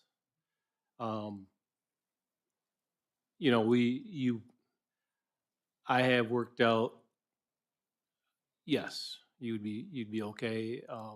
If worse came to worse and you hadn't had somebody in place by July 1, you would just have to name someone currently in the district or along those lines to be the interim. You just have, the school district's required to have a superintendent at all times. So, yes. So the process basically at this point, if we don't postpone this, is a conversation and then a vote. Otherwise, we postpone it and then it's still the conversation and a vote. Am I correct on that? Or was there something else? I would recommend that whether you make a decision tonight or wait until you want to review your notes, review the feedback forms, and come back on May the 6th, I would recommend that we at least talk about the strengths and concerns of each tonight, so you have, you can hear what others have to say, and then as additional information. I don't know if is that answering your question? Yes, thank you. Okay. Any further deliberation regarding the motion and the support? So my only thought is that if we have discussion tonight and we talk about strengths and weaknesses, if we're all on the same page with our thoughts, then why wait? So I would maybe wait to vote on Derek's motion until after we've had a chance to discuss strengths and weaknesses, and then maybe decide about postponing. Just a thought.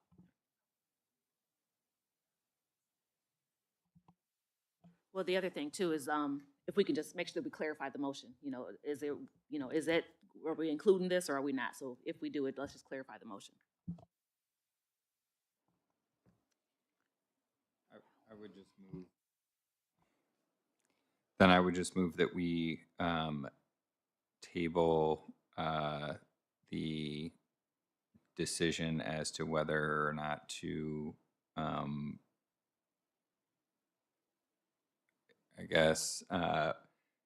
make a selection as to the next superintendent to the May 6th meeting. Because we have a couple of different options of selecting either of these candidates or making a alternative decision. So I would just table that entire decision to May 6th, which doesn't preclude us from having discussion about that, about, the interviews now, and then continuing that discussion in May 6th, which gives us time to review some of the materials that have just been submitted in front of us.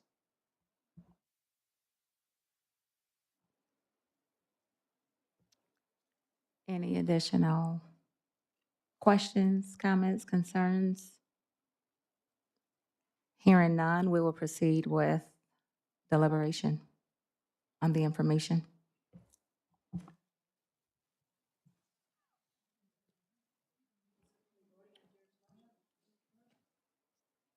So you retracted that. Okay. So Vice President Dobies has placed his motion on hold.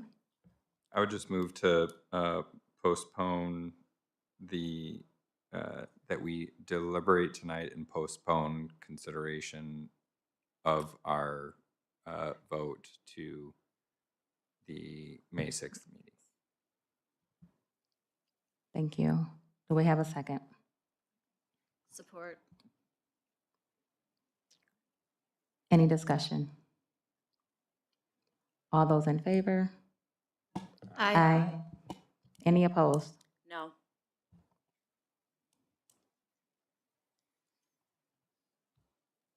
Motion carries. We will proceed with discussion. Okay, so what I'd like to do right now is we went through the interviews. You have a lot of information, and interviews are obviously just one part of it. And I think you know these candidates. So I'd like to talk about their strengths that you saw, so everybody can hear, your initial thoughts. And then any questions or concerns you may have about each of the candidates. So we'll do that, and then the board can obviously decide what's going to happen after that. So does that make sense? So let's start with Mr. Patterson, and looking at his interview and his process. What did you like about him? What were the strengths that you'd like to share with the rest of with all the board members?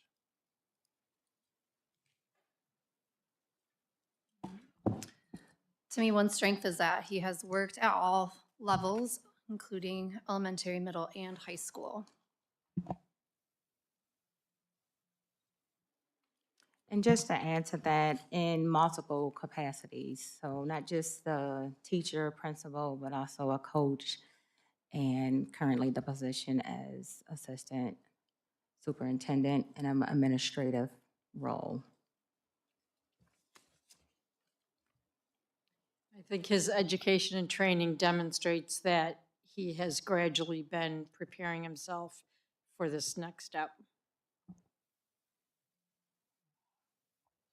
I think his involvement in the community over 2 decades that tells me that he got meaningful relationships with the students, parents, staff, and local organizations that will help him succeed in this role.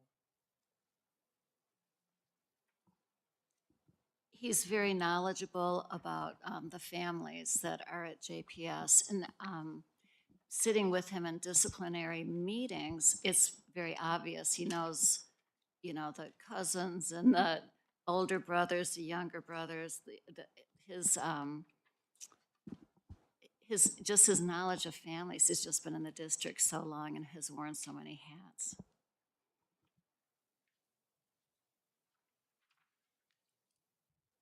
I think when he speaks, he's confident. That plays a major role in this job.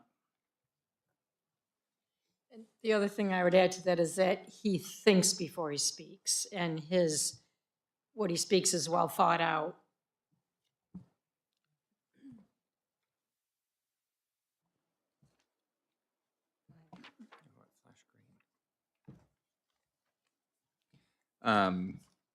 I think Jeremy certainly is confident, has a commanding presence, and certainly similar to Jeff can work a room and really be a great advocate for the district, and certainly, as Trustee Sharp said, has worked at all levels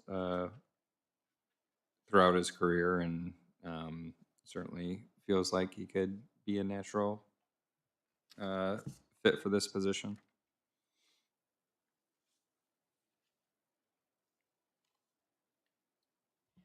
I liked his strong advocacy for a strategic plan.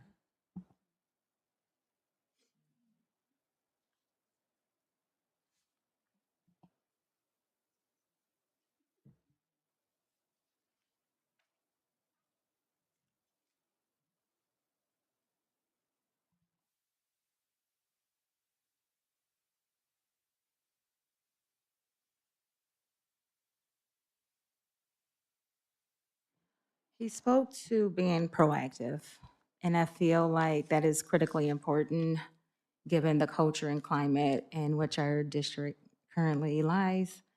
Um, to quote him, he said, "I don't do anything reactionary."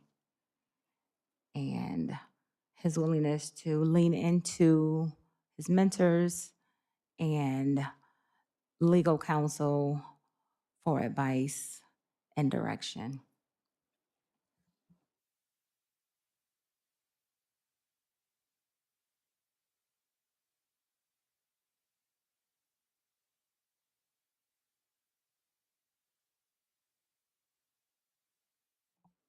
How about, and you can certainly tell me if you have more as we go on, but think about also on the other side, questions, concerns, wonders about Mr. Patterson. I know Trustee Hamilton had asked him about a mistake that he could vividly recall. I was hoping that he would circle back around and provide that to the board.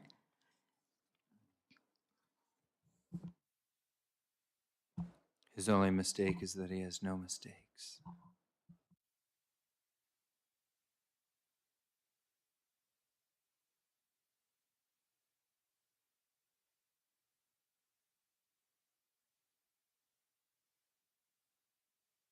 I thought some of his answers were vague. Vague. Just to piggy on that bit, a little bit as a teacher, there is a lot of talk about professional development. And as a professional or as a teacher, professional development does not mean something is meaningful. And without more specifics about what that would entail, and just saying professional development, my concern is that what that becomes is just one more thing for teachers to try to manage as opposed to something that is going to impact students. In fact, I think it can be detrimental because teachers are trying to manage yet more things and then have a lesser capacity to deal with the important things. So what I just had written over and over again, you know, professional development, PD, PD, PD, PD. That's concerning to me without more specifics.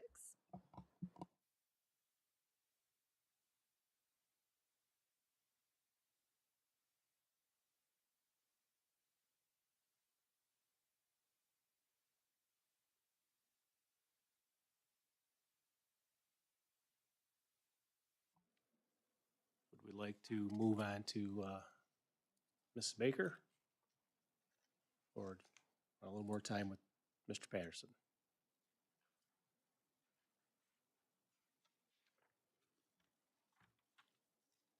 Any other strengths or areas of growth that we would like to share for Mr. Patterson?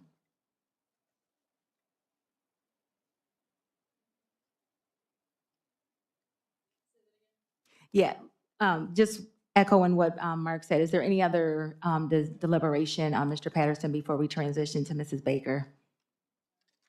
We don't want to cut anyone short.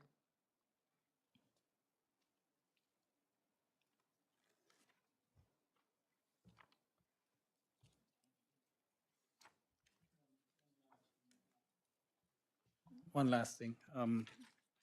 His strengths are he is visible everywhere in the community, which is very important to retain students or to attract students or to, for a matter of fact, you know, to get teachers recruited, you know, who will be here for a longer period.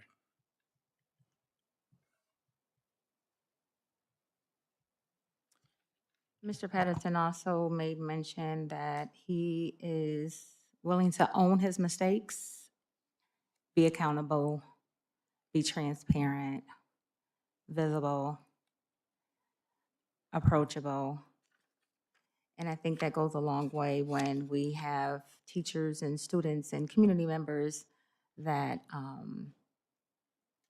that want to be heard, find value, and amplifying their voices and their concerns.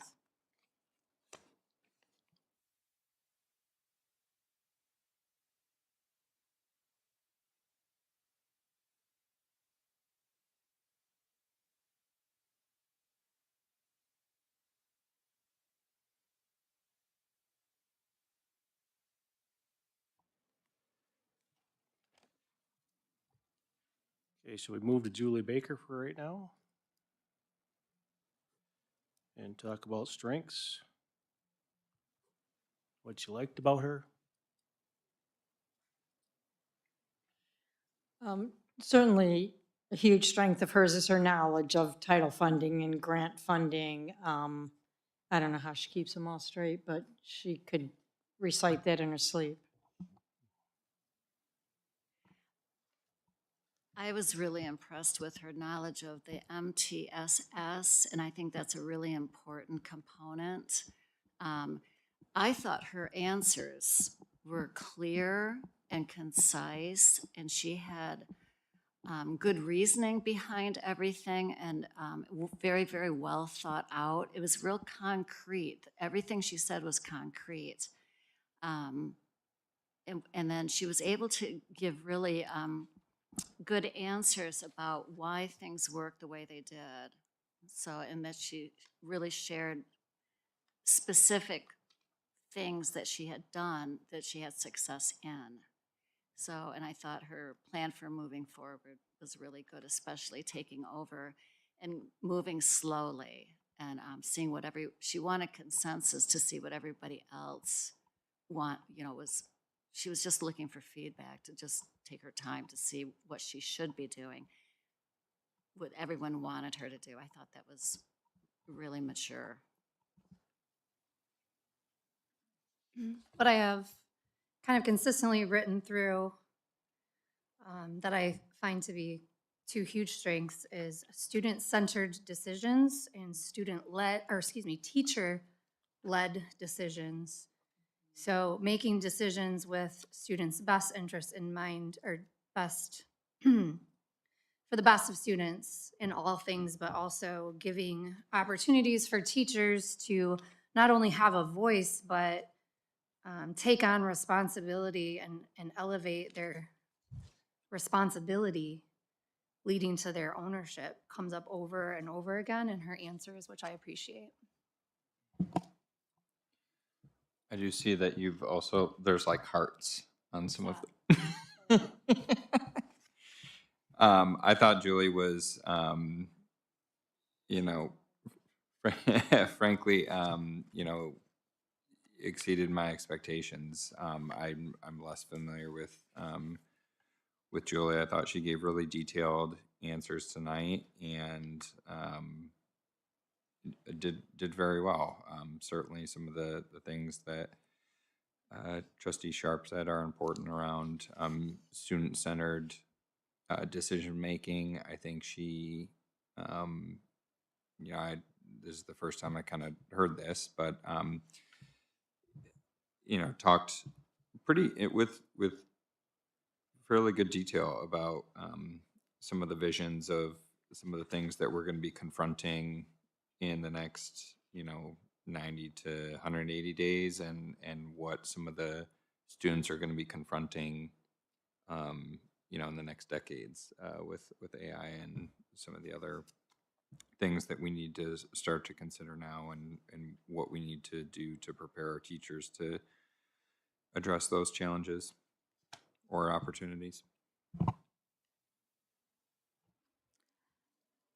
I thought Mrs. Baker, she also used the language solution focus. And as a district, I believe our goal is to transform what is currently in place. And solution focus is part of that process. That is an ingredient to that recipe toward achieving that desirable outcome.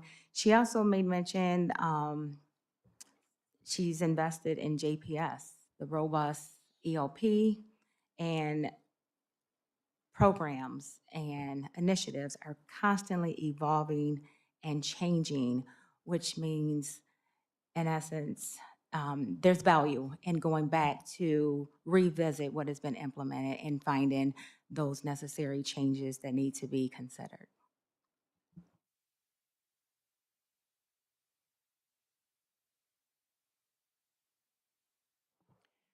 I like that she had a Julie Baker page. I thought that was really interesting. I like that she said that she wanted to be a careful steward of our resources. And that she actually said we have to keep telling our story and write and invite all stakeholders to the JPS family. I like that also. And actually focusing on more career pathways when she said plumbing and electrical, people doing electricians. So I thought that was, she's just got a really good scope of what needs to be done here.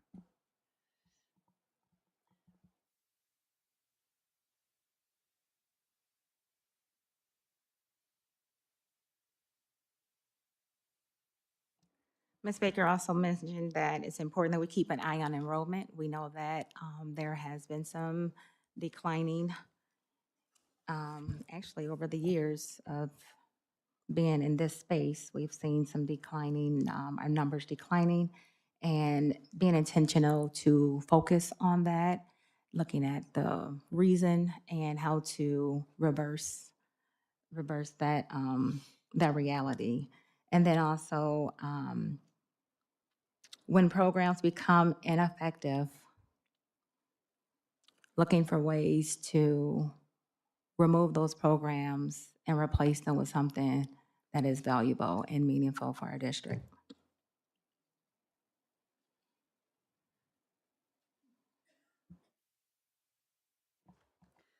One more thing that I will add is that I did state that one of the priorities for me in looking for a superintendent is somebody who in a high administrative position can have a pulse on the reality of the classroom, a tether to the actual challenges that we face. And I got that impression from her mostly with her very specific examples of working alongside teachers in buildings for real solutions to actual problems.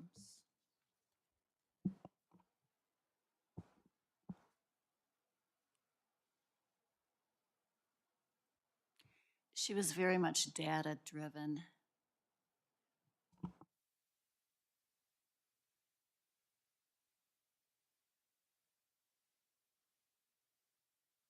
Well, questions, concerns, wonders?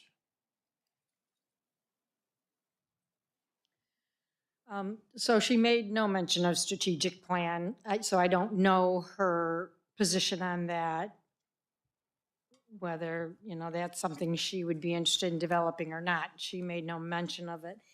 And my concern is her ability to command a room.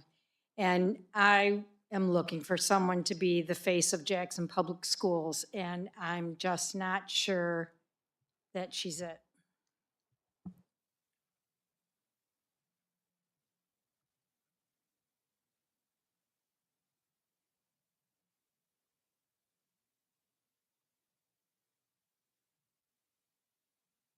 So I email her, I email a lot of people, but she's not always quick to get back with me when I ask her a question.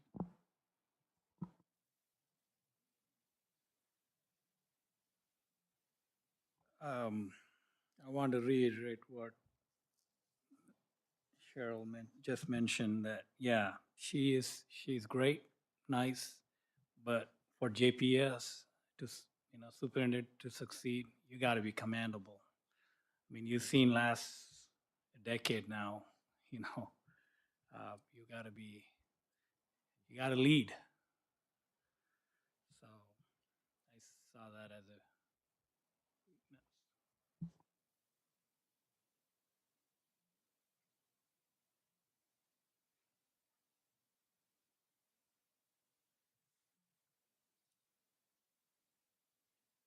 Any final thoughts that you want to share on either one that you think would be important for the rest of the board members to know that's on your mind?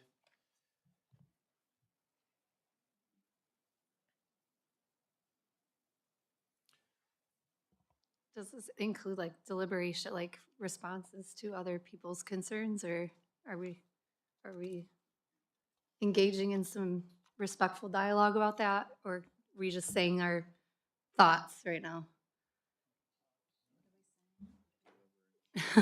Yeah, this is. So I just, as a teacher, I'd like to respectfully disagree about a commanding presence being required for a leader. I could not care less if my superintendent commands a room. I want my superintendent to care about what's going on in my room and to care about me and to know what's actually going on. So I think it's important to ask ourselves what's more important, is if we look good on the outside or if we care about what's happening in classrooms. So that's just my 2 cents.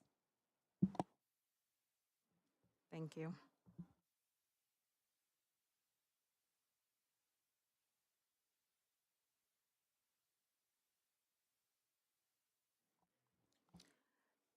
I know Mrs. Baker, she said that she would reacclimate, I believe that's the language that she used, to secondary.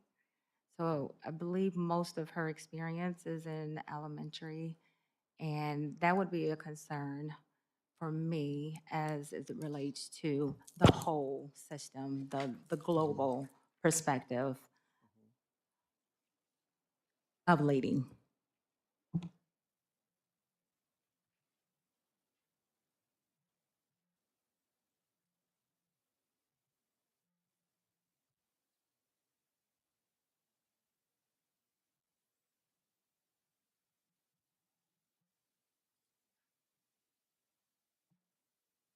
The hardest part is just being silent and letting you think. Try to remember the wait time of the old classroom. Yeah, it's. Yeah. Yeah.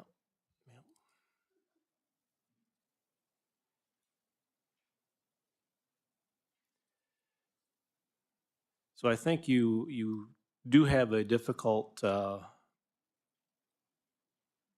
decision ahead of you because you have two very good candidates. I'm just going to give you my 2 cents worth of what I see what I do. You do have two very good candidates. The positives are that you know these people because they've been in your system for a long time. They know Jackson. The negative, they've been in your system for a long time, and everybody knows their warts. Everybody knows there are people out there that are there's always going to know more than if there was someone that came in here as the first time they've ever been in Jackson. So it's kind of a double-edged sword because you know more about them, you know the good things and you know the bad. So I don't envy that position whatsoever. But I do believe in what I've seen, you do have two very good candidates for your position. So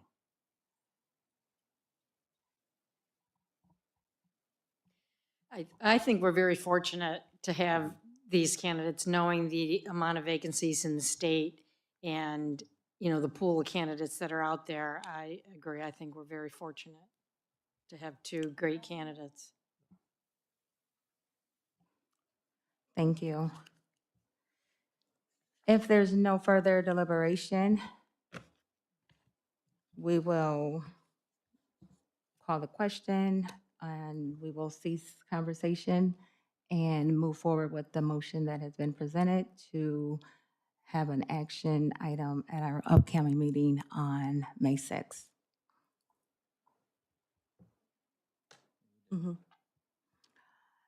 Hearing no more discussion, all those in favor to end this? To end the discussion, yes.